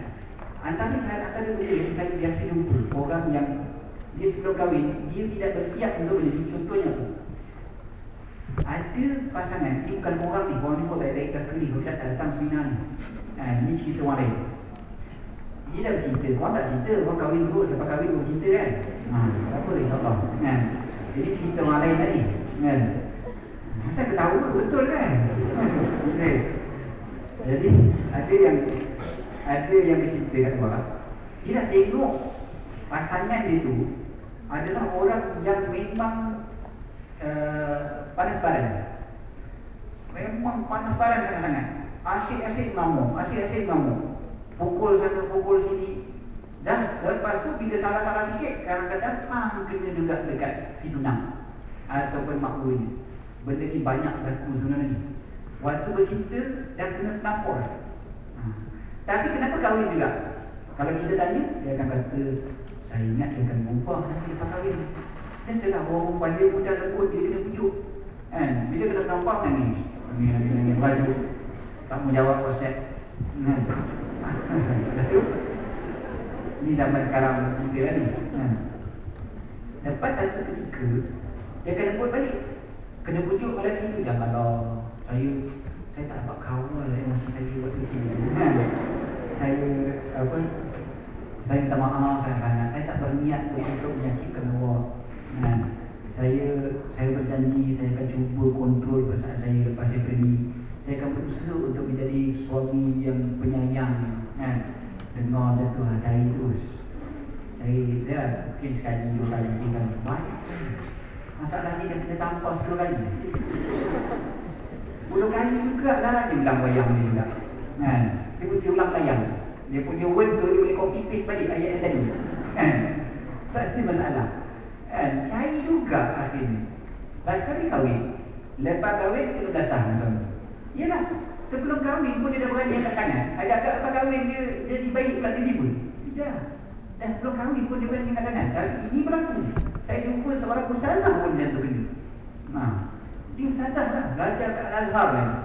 Balik-balik saya jumpa dia, kereta dia side mirror pecah. Side mirror pecah. Saya kata accident macam mana lah. Dia mula-mula malu-malu nak jawab. Dan sekali dia cakap, tunang dia. Tunang kenapa? Tunang bawa kereta tu sangat. Stop. tunang bawah sangat ke saya. Dia pukul, dia nak pukul saya, dia kena kat saya. Kena kat saya, pecah saya. Bayangkan kalau kena kat muka lah. Salah kecil, comel. Saya minggu boleh pecah, saya pukul. Tangan kawan tu sakit lah. Memang sakit lah. Tapi nak cerita je, saya tanya, Arif macam mana tuan dengan dia? InsyaAllah kita akan melangsungkan perkahwinan kita. Pening kepada dia dengar. Dia kata, apa hal kau ni kan? Orang kata CINTA, BUTA tu memang betul tu kan? Ya Allah, sampai gitu sekali. Jadi agak-agak dia sampai saya fikir, dia ni betul bersedia untuk kahwin. Sebab dia punya harapan, dia punya harapan untuk perkahwinan, dia harap perkahwinan ni hanya semata-mata dipanggil sebagai ilusi ataupun fantasi semata-mata. Dia dalam kepada dia tak apa, lelaki ni boleh berubah punya, tak ada masalah ni. Itu dulu, sekarang lain, nanti lepas kahwin lain insyaAllah. Lagi-lagi kita pula isteri yang biasa terlibat dengan persatuan mahasiswa dan sebagainya, jadi kaunselor pula kan. Ustazah pula betulnya orang yang tak apa, nanti aku akan didik suami aku dengan baik. Lagi lain ni, dia pula jadi didik suami dia. Memang janganlah kita pergi alam fantasi. Biasa je, memang betul manusia boleh berubah dan yang berubahnya adalah Allah SWT. Kita tak nafikan ketentuan Allah SWT. Tapi Allah SWT juga suruh kita jadi bijak, suruh kita jadi cerdik, suruh kita berfikir, suruh kita berakal. Bukan maknanya kita jadi bodoh je tu je. Betul, manusia boleh berubah dan hati kita dipegang oleh Allah SWT. Allah Ta'ala boleh ubah, bolak-balikkan hati manusia. Daripada seorang yang something paling teruk sekali, dia boleh jadi wali Allah Ta'ala paling hebat. Kan ada wali Allah Ta'ala yang dulunya adalah perompak besar, kan? Tiba-tiba dia bertaubat kepada Allah SWT, akhirnya dia menjadi wali Allah Ta'ala yang sangat-sangat hebat pada zaman dia. Betul, kita tak nafikan, memang Allah Ta'ala memegang hati manusia dan manusia boleh berubah. Tapi jangan kita terus, tak apalah dia berubah kot. Konon-kononnya, tak ada ustaz, ini husnuzan billah, bersangka baik dengan Allah. Jangan sampai ke tahap. Sebab Allah, Nabi nak suruhkan bila kita bertawakal ni sebenarnya dia, kita kena ikat unta kamu dan bertawakal. Kan? Dia bukan maknanya lepaskan unta, pergi kawan dari mana pun. Kalau ada rezeki aku besok dia masih kat sini lagi. Kan? Tak boleh. Kan? Dia jangan tak apa. Aku sangka baik dengan Allah. Allah akan menjaga unta aku. Di zaman dulu kan dengan unta. Jadi tak boleh gitu. Dia mesti jaga. Bila dah jaga, sekali ada juga orang ambil ataupun terlepas juga daripada tali ikatan dan itu, dia lari, maka maknanya itu bukan rezeki aku dah. Tapi kalau aku lambat dia buat, ini semua adalah kerja Allah. Allah tak ada juga telah menjaga ini. Macam tu juga lebih kita pilih pasangan. Okey, seterusnya persiapan untuk kita dia. Mak, masuk nak habis, soalan tak buka ni. Boleh cerita kalau ada tadi. Okey, seterusnya persiapan itu lagi. Ini pendek mana pun kita pergi orang akan cakap macam sama. Apa disebutkan oleh para ulama dalam hadis sebenarnya berkaitan dengan istikharah dan juga istisyarah. Kan dua benda berkenaan. Istikharah dan juga istisyarah. Jangan masuk ke alam perkahwinan tanpa kedua-dua benda. Ini antara preparation yang paling penting. Mesti ada istikharah, mesti ada istisyarah. Apa dia dua benda tu? Istikharah semua tahulah kan, minta pilihan daripada Allah SWT. Istisyarah minta perbincangan, minta pandangan daripada orang lain. Orang lain maksudnya orang yang lebih berpengalaman daripada kita, orang yang lebih soleh daripada kita, orang yang lebih berilmu daripada kita. Tanya kepada orang lain, bukan tanya pada kawan kita yang sepupu kita. Kau rasa dia okey tak? Padahal sama dia macam kita. Tak, tanya kepada orang yang lebih ahli, lebih soleh, lebih berpengalaman daripada kita. Okey, jadi tanya, bincang. Kita istisyarah, minta bincang. Istisyarah, kata syura kan, yang sering dapat kata syura, istisyarah, minta syura, minta bincang. Istikharah, minta pilihan daripada Allah, minta bincang daripada manusia. Makhaba man istakharah, kan? Takkan rugi orang yang beristikharah. Wa ma nadima man istasyarah, tidak akan menyesal orang yang berbincang. Mesti dulu buat benda tu. Sebab adanya apa dipanggil kadang-kadang baik Muslim punya unit dan sebagainya. Sebab ada perbincangan, nak bincang, nak tanya. Ada orang yang proposekan, ada orang yang cadangkan dan sebagainya. Maknanya benda ni masuk dalam bab perbincangan. Istikharah semua tak berlaku. Apa orang istikharah tak kira? Kenapa tak jawab? Tak Beli album doa bulan NIC ni saya. InsyaAllah hafal. Ramai orang hafal doa istikharah daripada album tersebut. Maknanya saya cerita dia bukan mesti hafal lah. Maknanya kalau pergi pegang, peganglah buku kan, baca. Sebab doa tu daripada Nabi SAW. Doa daripada Nabi ni confirm lah yang terbaik sekali. Nabi yang ada mestilah yang terbaik. Jadi kita boleh je lepas banyak istighfarah 2 rakaat, tapi ya Allah tunjuk aku, ya Allah nak minta lagi, boleh je kan. Doa anda boleh tak? Boleh. Allah tak faham kan? Allah tak tahu apa kita nak kan? Boleh. Tetapi yang terbaik sekali adalah seperti mana yang diajar oleh Nabi SAW kan. Allahumma inni astaghfiruka bi annika wa astaghfiruka bi qudratika wa as'aluka min fadlika al-'azim. Sampai habis doa tersebut. Kalau dengan lagu, insyaAllah lagi senang nak faham. Tapi bukanlah maknanya lepas habis banyak Allahumma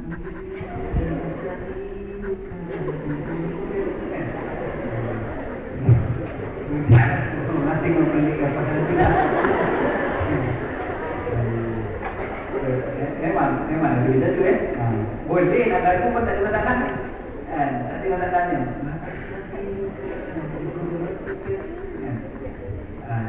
Doa istikharah tu okeylah kan.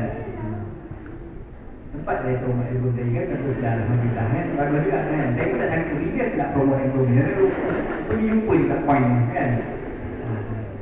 Alhamdulillah lagu yang anak dalam album tu selain daripada 21 cacat itu sejak 3 bulan lepas telah di kalau 21 faham lah macam lahir lah kan.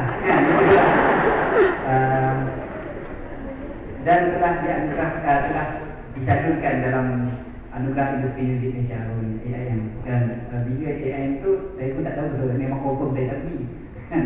Jangan bayangkan tak pergi AIM sudah kan. Jadi memang dicalonkan, memang kita dapat calonan tu. Alhamdulillah lah orang-orang itu kan. Cuma ceritanya bukan itu. Seperti doa istikharah maka baca, hafal dan cuba tengok kandungan. Kandungan itu memang betul-betul persiapan kita menghadapi perkahwinan. Cuba tengok apa dia. Kita minta daripada Allah untuk pilihan kita. Allah yang menentukan. Allahumma inni astakhiruka bi ilmika. Aku minta kepada engkau pilihan dengan ilmu engkau. Maknanya ilmu kita minta sesuatu aja. Aku tak tahu pun aku dah prepare belum untuk kahwin. Aku tak tahu pun pasangan tu yang terbaik untuk aku tidak. Tapi aku tahu engkau maha mengetahui. Allahumma inni astakhiruka bi ilmika. Kan? Aku nak buat pilihan itu adalah dengan ilmu engkau, bukan dengan ilmu aku dan bukan dengan hati aku, tapi dengan ilmu yang ada pada Allah Subhanahu Wa Taala.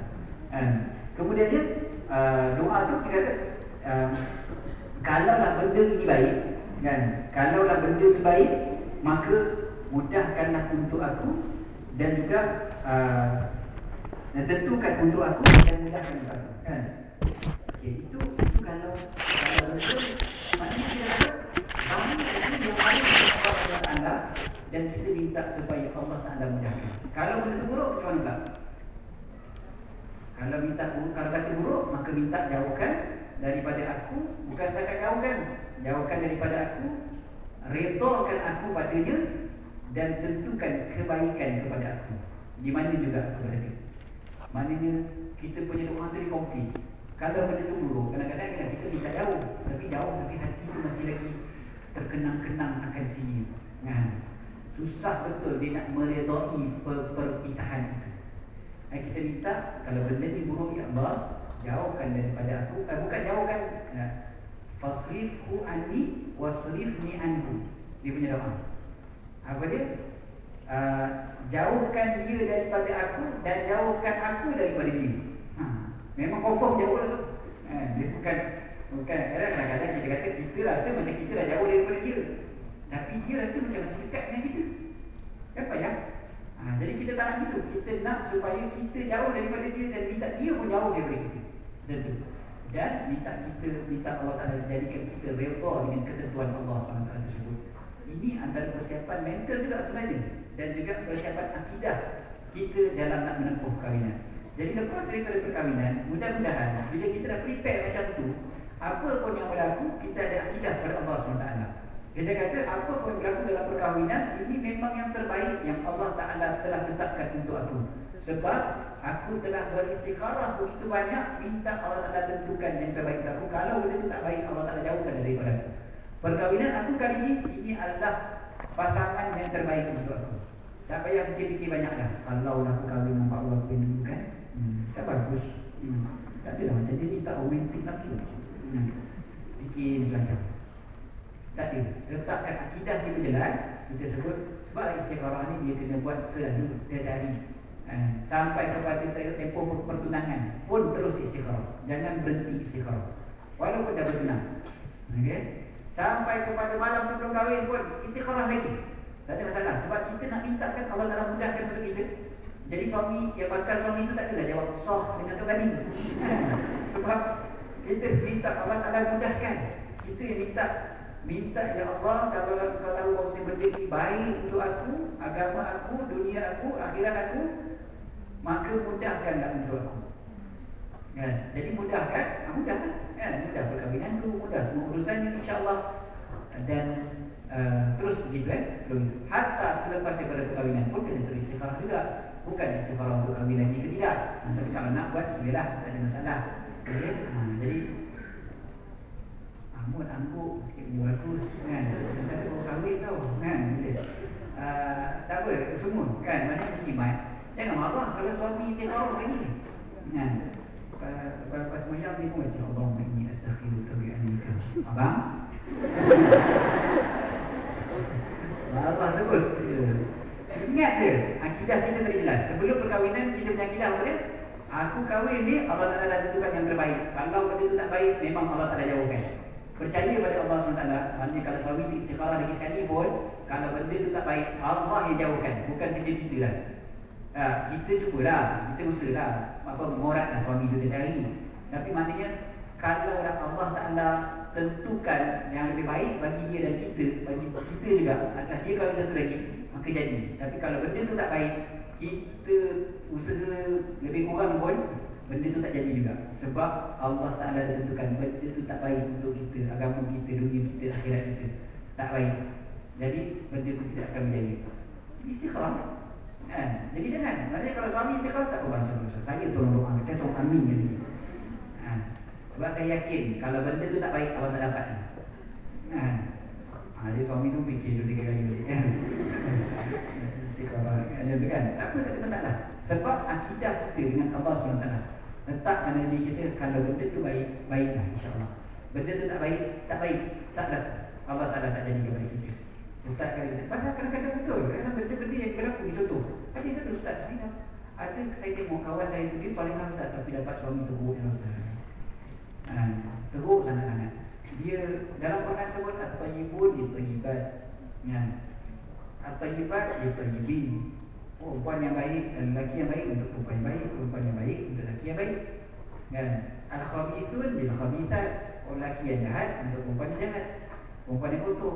Al-khabithat bil-khabithin, orang perempuan yang kotor untuk lelaki yang kotor. Tapi kita tengok kawan kita tu sikit punya baik. Ya Allah, suami dia tu jin tengok pun takut.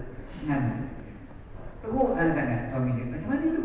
Adakah salah ke apa ke tidak? Tetap adalah kebaikan untuk si wanita tu. Mungkin Allah Ta'ala nak menjadikan syurga yang tertinggi untuk dia.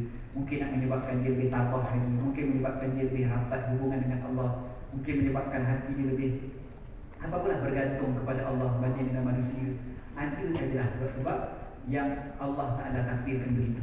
Jadi kita percaya dengan Allah, kita yakin dengan Allah, kita kahwin adalah kebaikan yang Allah Ta'ala telah kurniakan.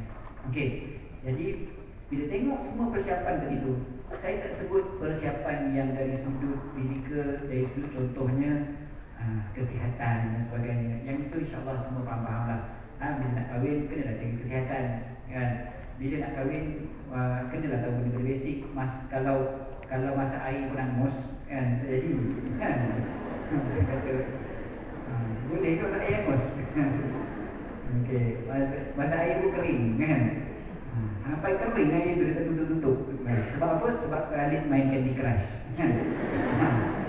Agak-agak macam mana nak kahwin kalau jadi. Jadi kalau dah begitu Hanya betul lah, kena dah tahu basic-basicnya kan. Maknanya kalau nak masak sebenarnya betul basic, betul yang kita tahu orang dah expect kita kan. Macam walaupun saya tak nafikan, bukan tanggungjawab isteri untuk masak, betul, tapi dia dah jadi satu norma dalam masyarakat, satu expectation yang memang akan ada pada mana-mana lelaki untuk merasai air tangan isteri kan. Jadi dia memang nak, dan kerja isteri adalah membahagikan suami, salah satunya tanggungjawab dia. Jadi mesti fikir nak belajar masak. Ini orang perempuan pada hari banyak yang tak reti masak, saya tak lagi. Lagi-lagi belajar kat universiti. Belajar kat universiti, dia lambat sikit. Bila lagi-lagi kalau adik-adik ramai, adik kakak-kakak ramai, pula lagi dia pula anak manja dan sebagainya. Kadang-kadang dia belum, tapi hati dia masak, dia tak masak. Dia lagi manja daripada adik dia, ada juga. Jadi apa-apa pun belajarlah sikit-sikit. Benda basic jadilah. Dapat masak nasi goreng letak pencah dabi tu jadilah. Yang pentingnya dia boleh buat something kan. Tak adalah sampai nak ulas gas tu pun tak reti tu kan. Janganlah sampai letak kuali macam mana pun tak reti, tak minyak macam mana pun tak reti. Jangan sampai gitu sekali tu dah. Bukanlah nak kena jadi macam Chef Wan kan. Maknanya benda-benda basic, benda-benda basic, kekemasan dan sebagainya, benda-benda tu kena belajar. Jangan sampai bila kahwin, suami kadang-kadang ada suami dia jadi tak cakap. Dia jenis dia tak bagi tahu apa yang dia tak berkenan. Lagi-lagi bulan-bulan pertama perkahwinan, kononnya semuanya bahagia belaka. Padahal disimpan dalam hati benda yang dia tak berkenan. Dia communication skill dia kurang. Dia simpan dalam hati je lah. Simpan dalam hati. Dia rasa tak apa pun, aku boleh sabar benda ni, aku boleh sabar benda ni, aku boleh sabar benda ni. Tapi masaknya dah setahun, makin banyak lah. Itu sebab lah orang Arab dia tak sebut kalau kita sebut bulan madu kan. Bulan madu, orang Arab dia tak sebut bulan madu, dia sebut tahun madu. Dia sebut sanah asal. Setahun yang pertama itu madu gitu. Mani saja. Setahun yang pertama sanah asal. Madu memang sentiasa manis. Dia tak macam air teh yang sekarang ni sebab gula mahal kan. Jadi mungkin dah tawar lah. Jadi masih dulu gula ni ada pun madu tu tak manis. Jadi bagus orang dulu-dulu ni dia letakkan perkataan cantik. Dia letakkan bulan madu kan? Bukan sebulan. Orang Arab letak setahun. Dia panggil sanah asal. Tapi lepas tahun dia kata dah tak ada dah hafiz sanah asal.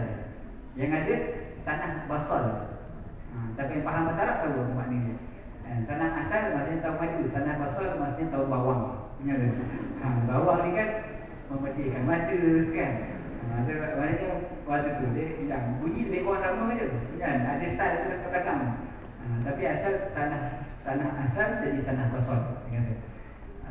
Sebab lepas setahun dia kata biasanya waktu dia akan mulalah nampak, akan mulalah terzahir benda-benda yang tidak disukai dalam perkahwinan. Jadi waktu tu barulah nak ceritakan, barulah keluarkan dan sebagainya. Memang dah selama ni dah simpan, bukan tak simpan. Bila kadang-kadang ada orang lelaki dia tak suka benda yang dia suka kekemasan. Rasa keluarga dia sangat kemas. Ada orang perempuan contohnya isterinya pula tidak kemas. Ada terbalik. Isterinya kemas, suami tak kemas. Ada isterinya tak kemas. Kan? Dia balik rumah, dia buka tudung campak je dekat sofa. Okey? Tak apalah, banyak kerja lain, nantilah angkat tudung. Kan? Dia tinggalkan dia macam tu. Yang isteri ni, mata dia tak boleh tahan benda macam tu. Dia duduk, dia tengok apa tudung dekat atas sofa. Kan? Tapi dia tak cakap. Dia pasal bagi dia, benda kecil je. Benda kecil je. Tapi kalau dah tiap-tiap hari dia tengok benda tu kan, dia tengok itu, dia tengok ini, maka akhirnya dia ada something yang dia tak suka, yang dia tak buahkan, dia tak dapat nak menyebabkan ada benda lain yang trigger bagai-bagai boleh jadi gaduh. Bukan yang benda tu, tapi pasal ada banyak dah buku sangat, akhirnya dia terkeluar juga. Jadi kena prepare benda-benda macam tu, kekemasan sebagainya, kena pandai lah. Sama juga bagi suami sama juga balik-balik campak sokin ke depan, apa-apa buku letak rabung dan sebagainya. Selamba yang tak apalah, nantilah buka-buka balik tengok ular. kan? Isteri tengok je.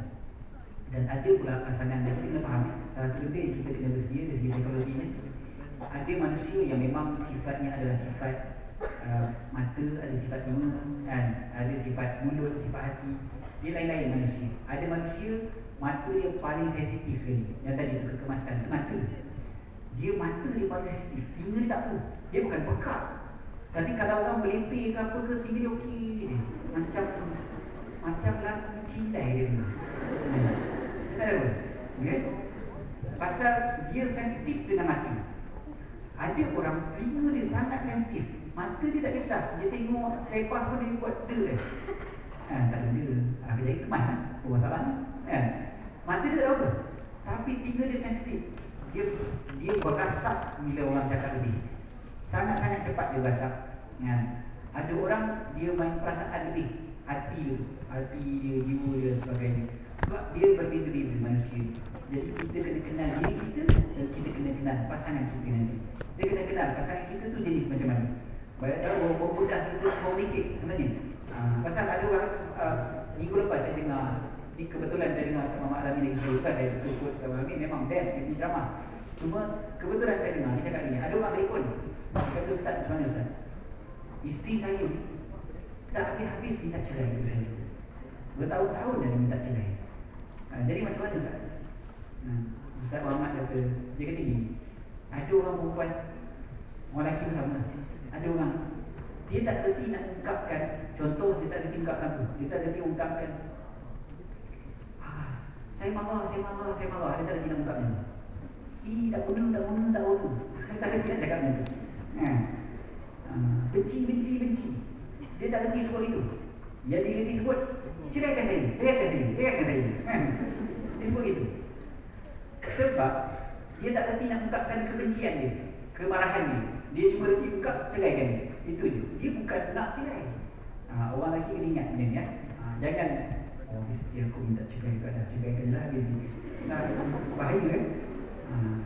Sebab Ustaz Muhammad dia bagi perumpamaan sini. Dia kata waktu dia pergi ke Melaka 2 minggu lepas, dalam kali 2-3 rakaat ke Melaka, dia cerita ni, dia kata waktu pergi situ, dia kata habis forum, habis dia punya talk dia, ada perempuan jumpa dia kan, akak-akak ni jumpa dia kan, okay Ustaz, thank you, bye bye, sayang Ustaz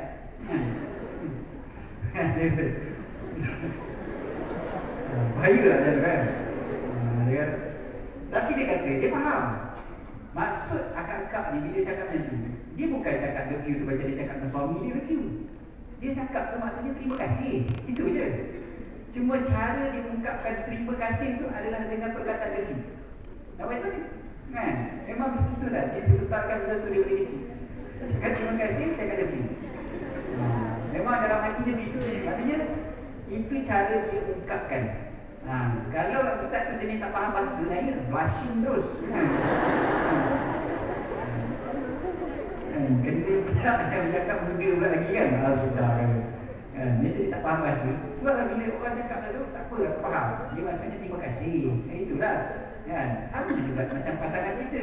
Banyak perkataan-perkataan yang pasangan kita bercakap tu, dia tak maksudkan pun apa yang dia cakap tu. Tetapi dia cara dia ekspreskan itu. Dan juga kadang-kadang cara mendengar pun berbeza. Yang isteri kata, bang, abang pilih sama ada saya ataupun dia. Contohlah abang pilih sama ada saya ataupun dia. Yang abang cakap, saya tak nak pilih-pilih. Kedua-duanya adalah ketentuan Allah Ta'ala berkata. Mesti suami pun cerdik dengan jawab itu apa. Yang isteri pun, maknanya abang pilih dia lah. Suami tu cakap abang pilih dia. Tapi dia macam mana dia punya tapisan tu, tinggal dia dengar abang pilih dia. Lagi-lagi memang itu cara orang mendengar. Dia ada, itu kita kata communication skill dia berbeza-beza. Jadi cubalah salah satu persiapan kita cuba untuk memahami manusia. Cuba kenal manusia. Manusia memang berbeza-beza. Jangan harapkan semua manusia sama saja. Okey, last kali Kita dalam masuk tu boleh. Boleh. Okey. Last sekali. Jadi kalau saya korang sudah antara persiapan kita bila nak menghadapi perkahwinan. Nanti yang biasanya saya cakap panjang. Tapi masa dah habis. Saya letakkan ujung sekali. Jadi kalau saya put benda ni first, jadi point lain saya tak cakap. Saya letak ujung sekali. Apa dia? Saya kata bersedia untuk membentuk rumah tangga bukan hanya semata-mata untuk kita dan pasangan kita, tetapi untuk masyarakat kita. Ingat bila kita baca doa Rabbana hab lana min azwajina wa dhurriyyatina qurrata a'yun, Allah Ta'ala tak hentikan dekat situ saja. Kan? Tak berhenti dekat qurrata a'yun, maknanya jadi penyejuk mata. Dah habis. Kalau jadi penyejuk mata untuk kami, maknanya dia hanya dalam keluarga saja, antara pasangan itu saja. Suami menjadi penyejuk mata kepada isteri, isteri menjadi penyejuk mata kepada suami. Tidak. Tapi Allah Ta'ala sebut ujung sekali qurrata a'yun, pada waja'alna lil muttaqina imama. Jadikanlah kami pemimpin bagi orang yang bertakwa. Nampak tak kat situ? Maknanya kita hidup keluarga kita, dia bukan hanya semata-mata untuk pasangan saja. Kita berkahwin bukan dengan pasangan kita sahaja semata-mata, tapi kita nak menjadikan keluarga kita menjadi penyumbang kepada masyarakat yang bertakwa. Kita jadi keluarga yang sifatnya ada dipanggil sebagai baik haraki. Dia menggerakkan. Dia bukan hanya semata-mata duduk dia saja. Bukan dalam keluarga dia jadi baik, peduli apa orang lain dan jadi apa. Tak.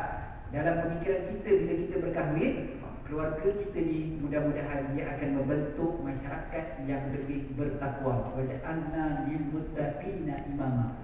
Jadikan kepada masyarakat yang bertakwa. Kan? Bukan kita saja. Jadi bila kita dah prepare dalam kepala kita, ini adalah cita-cita aku dalam membentuk perkahwinan, maka mudah-mudahan bila kita berkahwin nanti kita ada benda-benda yang kita akan buat dalam membentuk begitu. Dan ketika itu contoh kalau si suami ataupun si isteri aktif dalam bekerja dakwah, pasangan dia tu akan mudah untuk menerima. Sebab dalam hati dia, waktu dia berkahwin pun, memang inilah yang aku nak untuk perkahwinan. Aku nak mudahkan pasangan aku dalam aktiviti dakwah dia. Jadi bila dia berkahwin, fikir bila pasangan dia tu berdakwah, dia tak dapat tahu abang ni tak boleh habis si keluar ni. Langsung tak ingatkan saya. Bukannya orang perempuan ni cara cakap kadang-kadang. Langsung tu bukan mesti langsung tak ada. Suami jangan faham jangan terlalu aku ni banyak kat rumah ni, kau kata langsung tak ada. Jangan jatuh maksud langsung tak ada tu, maksudnya dia rasa sikit macam tu. Okay? Jadi ada pun dia kata tak pernah dekat kat rumah. Tak pernah tiap malam aku tidur kat rumah kan, tak pernah tu. Jadi jangan faham perkataan tak pernah tu maksudnya tak pernah walaupun sangat. Dia cari orang cakap kan. Okay, jadi tapi kalau dalam kepala kita memang kita nak membentuk masyarakat yang bertakwa, waktu itu kita akan jalankan tanggungjawab kita masing-masing. Suami tak ada di rumah, suami keluar berdakwah, isteri kena faham tanggungjawab itu. Aku nak bentuk masyarakat bertakwa. Ini sumbangan aku. Aku jaga rumah tangga aku dengan baik. Anak-anak aku jaga dengan baik supaya suami aku tak susah. Dia keluar ke tempat lain berdakwah pun, aku akan jaga anak. Sama juga sebaliknya. Isteri aktif berdakwah, suami akan tolong jaga rumah dengan baik. Sebab memang niat dia berkahwin pun untuk memudahkan pasangan dia untuk lebih aktif berdakwah. Macam tu. Maka ketika itu insya-Allah rumah tangga kita dimudah. Ada kadang-kadang kita tengok rumah tangga pendakwah juga gagal. Kadang-kadang sebabnya gitu. Sebab pasangan gagal memahami tanggungjawab ini. Dia nak pasangan dia hanya di rumah dia saja. Kalau boleh jadi kitchen dia bagi dia kan. Dia nak simpan sendiri kan orang. Itu dia. Jadi dia tak mahu pasangan dia keluar untuk berdakwah dan sebagainya. Kan kita selalu kalau bercerita antara istilah biasa digunakan, I'm yours, you are mine. Letakkan, buang perkataan-perkataan tu jauh-jauh kan. Kita letakkan dalam kepala kita, he is not mine, he is Allah sebenarnya kan. Kita letakkan dia adalah Allah slave, dia adalah Allah khalifah atau kerumi ni. Kita letakkan tu, he is not mine kan. Tapi dia adalah tanggungjawab yang Allah Ta'ala telah letakkan dalam diri aku untuk aku mentaati, untuk aku mencintai, untuk aku mengasihi dan sebagainya. Sama juga lah bagi seorang suami. isteri bukan milik kita, tapi isteri milik Allah Ta'ala yang Allah Ta'ala letakkan tanggungjawab atas kita. Macam tu. Ketika itu mudah untuk kita lepaskan, untuk pergi berdakwah, untuk membuat kerja-kerja Islam dan sebagainya, insya-Allah. Jangan perkahwinan menjadi fitnah bagi kita. Dengan perkahwinan menjadi sebab atau halangan untuk kita meraih cinta Allah dan membentuk masyarakat yang lebih bertakwa pada Allah SWT. Saya tengok tak ada soalan yang sampai pada sini pun, kertas tak sampai pun ke depan. Mungkin sebab semua faham-faham dah ke, ataupun memang semua dah bersiap nak kahwin dah. Kan sebab persiapan kahwin memang dia prepare. Mikrofon ada kat kiri dan kanan. Boleh pergi saja ke mikrofon kalau nak. Kalau rasa memang dah lapar perut sangat dah, nak makan, tak sabar nak makan, mungkin ada makanan tu. Tak ada makanan pun. Ada makanan kat bawah kan. Tak disediakan dari penganjur pun, ada disediakan dari pekedai. Nanti rasa ni nak makan apa ke, nak semayang dan sebagainya, jadi tak nak tanya soalan. Kalau rasa-rasa tak siap juga, tu boleh fikir dah sini kan. Nanti maknanya kalau ada sedikit perkongsian dan pertanyaan, boleh sikit masa dan besar. Saya diberi masa sebenarnya sampai 1 suku boleh buang.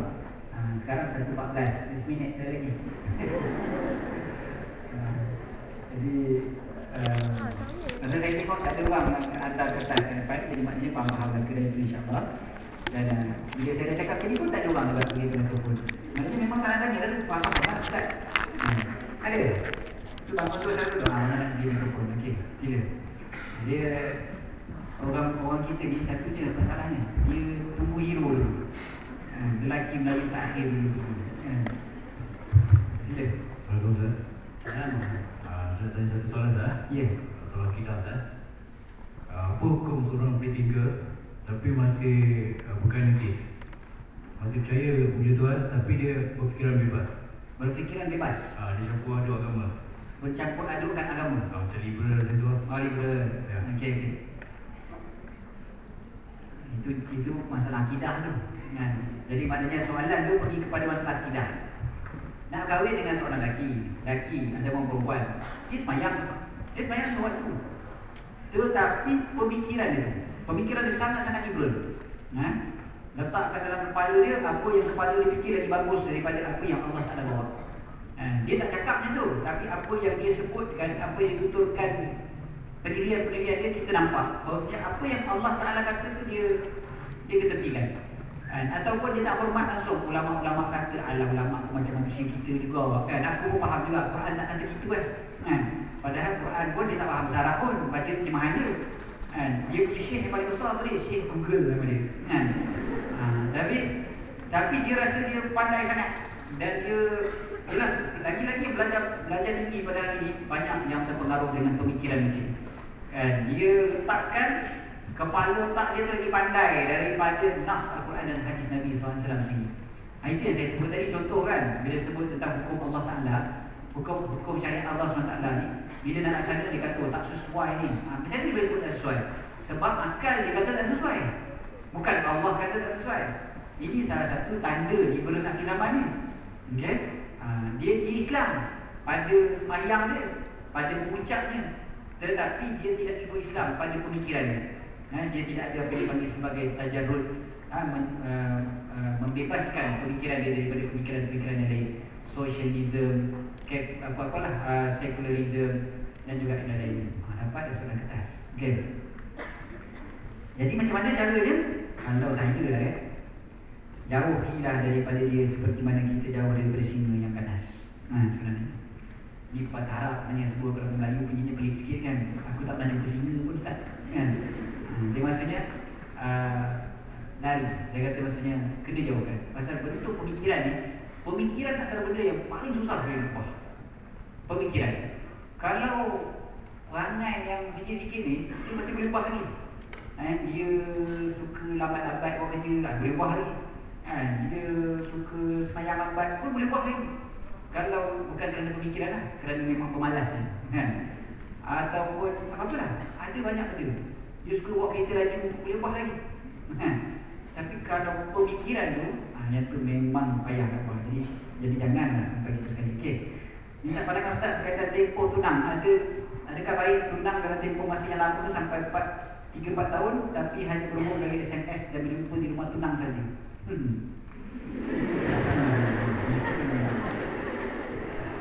Okey, ada bintang kat bawah. Tempoh betul agak lama kerana tunang masih belajar dan kami mahu membuat persiapan kewangan. Belajar ilmu rumah tangga dan saya belum bantu ibu bapa dulu. Kesian. Saya kesian orang yang tunang lama-lama ni. Seksa oi, tunang lama-lama ni. Tak seksa ke tunang lama-lama? Seksa. Asal nak kahwin tapi tak ada kahwin lagi. Kan? Kalau isteri masih belajar, duit tak cukup lagi, kan? Sebablah pertama sekali sebenarnya sebelum kita fikirkan siapa kita nak kahwin, fikirkan dulu bila kita nak kahwin. Ini tak, kita tak fikir bila nak kahwin, bercinta dulu. Lepas tu baru fikir bila nak kahwin. Dan cinta-cinta itulah. Saya rasa saya cuma boleh kahwin 5 tahun lagi. Dan cinta dah. Ini jadi masalah ni. Cuma kita dah fikir dah. Aku kalau boleh, aku kalau ikutkan planning aku, financial plan, aku punya kedudukan kewangan, kedudukan kerja, kedudukan apa semua, 2 tahun lagi boleh kahwin. Okey tak?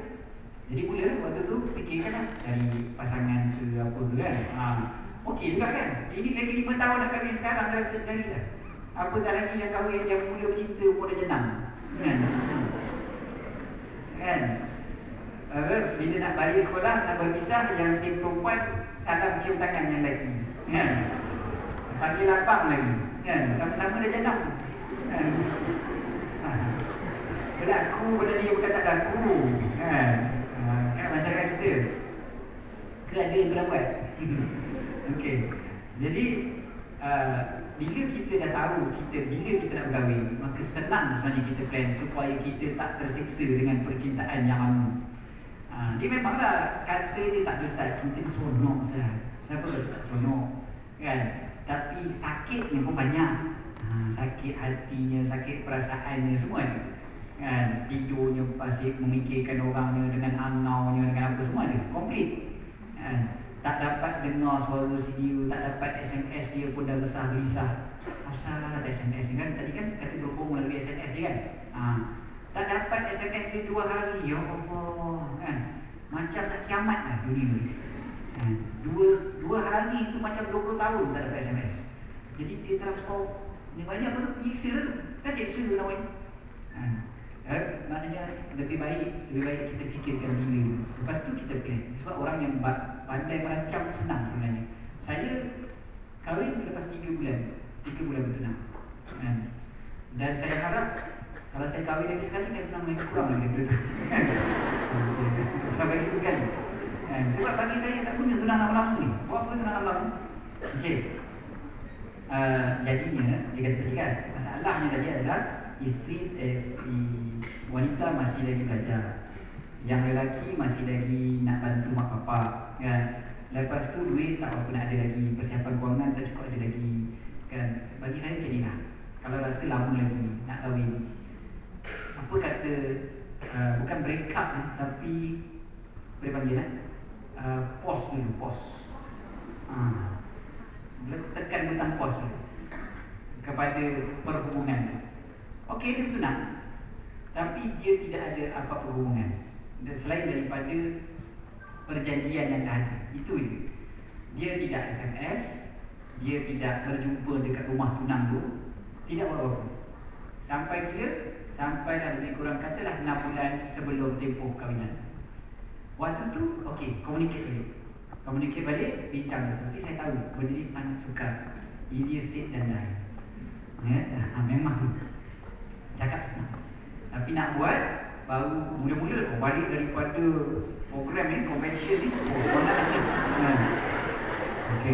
Aku tak nak communicate ni. Setahun aku takkan communicate dengan dia. Baru lepas hari je dah tengok nama dia kat sana. Payah, betul tak? Saya tahu payah. Sebablah cara terbaik antaranya adalah cepatkan pula kahwinan tu. Cuba cepatkan. Kalau dah tahu dah bertunang lama, cepatkan kahwinan. Jangan tangguh-tangguh. Okey? Pasal banyak maksiat, setan sangat-sangat senang untuk kacau orang yang dah bertunang. Sangat-sangat senang. Sebab apa setan lagi senang kacau orang yang dah bertunang? Sebab waktu tu si wanita yang solehah macam mana sekalipun, waktu tu dia dah ada sedikit assurance, keyakinan ataupun dia rasa macam apa? Memang aku akan berkahwin dengan lelaki ni. Okey? Jadi waktu tu perasaan malu dah boleh hilang sedikit demi sedikit. Dia boleh hilang sedikit demi sedikit sebab dia dah tahu ini tunang dia. Ini bakal suami aku. Perasaan malu dah boleh hilang.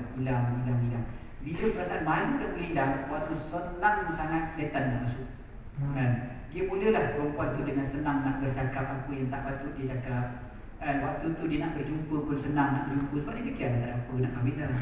Bila nak kahwin dah tu 2 tahun lagi. Jangan. Orang kahwin pun boleh bercerai, apalagi orang tunang. Untuk nak putus kan. Bukan susah untuk tunang ni, lagi senang. Jadi bila putus tunang, cuba fikirkan, hilang perasaan malu tu sekali putus tunang. Semua benda dah cerita dah kat lelaki. Semua benda termasuk bila dia tak boleh semayang pun cerita juga. Saya biasa dalam sebulan 6 hari cerita juga kat suami belakang tunang. Nak cerita buat apa? Benda-benda macam tu semua jadi cerita kan belaka. Sedetail-detail perkara, seperinci perkara semua diceritakan. Bukan setakat cerita. Zaman sekarang pula ada WhatsApp, ada Tango, ada apa benda kan. Saya bayangkan mula nak sembang macam tu. Kat luar tudung lapuk, dekat dalam bilik dekat tudung lapuk juga cakap dengan tunang. Dah mula lah kan, pakai tudung kecil. Daripada tudung kecil nampak sikit rambut. Dah mula lah pasal dia dah boleh hilang perasaan malu dan sebagainya. Setan memang sangat senang kacau orang tu. Dia cepatkan perkahwinan. Saya cadangkan kalau kata contoh tadi, kewangan contohnya, bincang dengan keluarga baik-baik. Walaupun masih belajar, bincang dengan keluarga baik-baik. Tunjukkan bahawasanya aku mampu untuk kahwin, aku dah bersedia untuk kahwin. Sebab mak bapak ni kadang-kadang dia bukan tak bagi anak dia kahwin atau belajar, tapi dia tak bagi sebab dia tengok anak dia belum bersedia untuk kahwin. Bukannya pasal belajar, tapi pasal budak sangat kali dia ni. Sebab apa? Balik ke rumah asal air pun anus, dia sebut tadi. Maksudnya apa? Tak pernah masuk dapur. Ataupun bila balik cuti semester, bangun tidur, bangun pagi pukul 10. Contohnya. Jadi agak-agak mak bapak tengok anak dia macam tu, boleh ke kahwin? Tak boleh. Anak tak belum mampu lagi. Kalau kau kahwin pukul 10 pagi juga kau bangun lelaki kau nak makan sarapan apa? Itu mak punya fikiran. Jadi bila dia fikir macam tu, dia kata kau tak sedia lagi. Bukan sebab belajar ni, tapi kalau kita tunjuk kita ni mampu bertanggungjawab, sangat-sangat bertanggungjawab, saya yakin mak bapak yang rasional, dia boleh fikirkan dengan baik. Waktu tu dia boleh terima walaupun kita masih belajar sebenarnya. Okey, banyak pasangan yang kahwin atau belajar berjaya dari Prof Muhayyah pun kahwin atau belajar. Ada Ustaz Prof Muhayyah? Tak ada.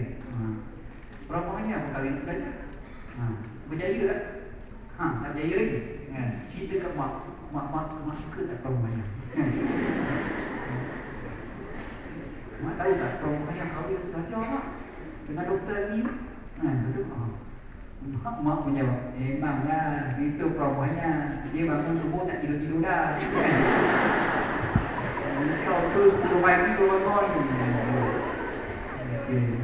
Jadi nampak tak? Maksudnya kalau kita mampu tunjuk kita dengan ni, memang insyaAllah. Jadi saya cadangkan kepada pasangan yang dah bertunang lama ni, cepat-cepat kahwin. Cepat-cepat kahwin. Buat benda simple-simple, majlis simple cukup. Buat jangan lagi pergi kahwin berkaya juga maksudnya buat dengan proper, kahwin dengan proper, pergi majlis agama dan sebagainya, minta kebenaran kahwin. Kebenaran kahwin jabatan agama ni sangat-sangat senang, jangan risau. Sangat-sangat senang. Pergi kursus kahwin, pergi jabatan agama, minta orang isi, ada orang online pun sekarang ni, isi orang online bawa pergi jabatan agama, dia sign shop-shop pada jalan. Itu je sebenarnya. Tak ada susah, dia tak ada tanya pun, kau ni belajar lagi ke? Pendapatan berapa sebulan? Tak ada nak tanya benda-benda tu. Pergi je, pergi daftar, ini sign. Tak ada, saksi pun tak ada, tak payah sekarang. Waktu isi orang tu. Yang perempuan dia lah, wali kena sign. Itu je lah. Itu sign. Kahwin. Jangan tunggu lama-lama. Okey. Cukup saya kata insyaAllah untuk ini. Jadi kalau saya buka lagi soalan sampai petang kita buat habis. Mudah-mudahan Allah SWT jadikan kita bukan manusia dan macam saya sebutkan di belakang majlis apapun serahkan kepada Allah SWT. Allah Ta'ala yang akan memberikan kita persiapan yang sebenarnya. Tawakal Allah, husnuzan dengan Allah, buat apa yang baik, buat apa yang boleh, sebab kita kepada Allah SWT. Kalau saya kasih insyaAllah untuk nyanyi. Dan akun saya ada 2, boleh dapatkan. Dan tadi dah promo kan. Jadi kalau tak dapat rugi kan.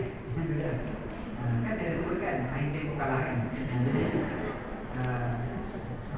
nanti kat luar harganya RM19.90. Tapi saya rasa penganjur kita tak ada RM20. Jadi faham je lah.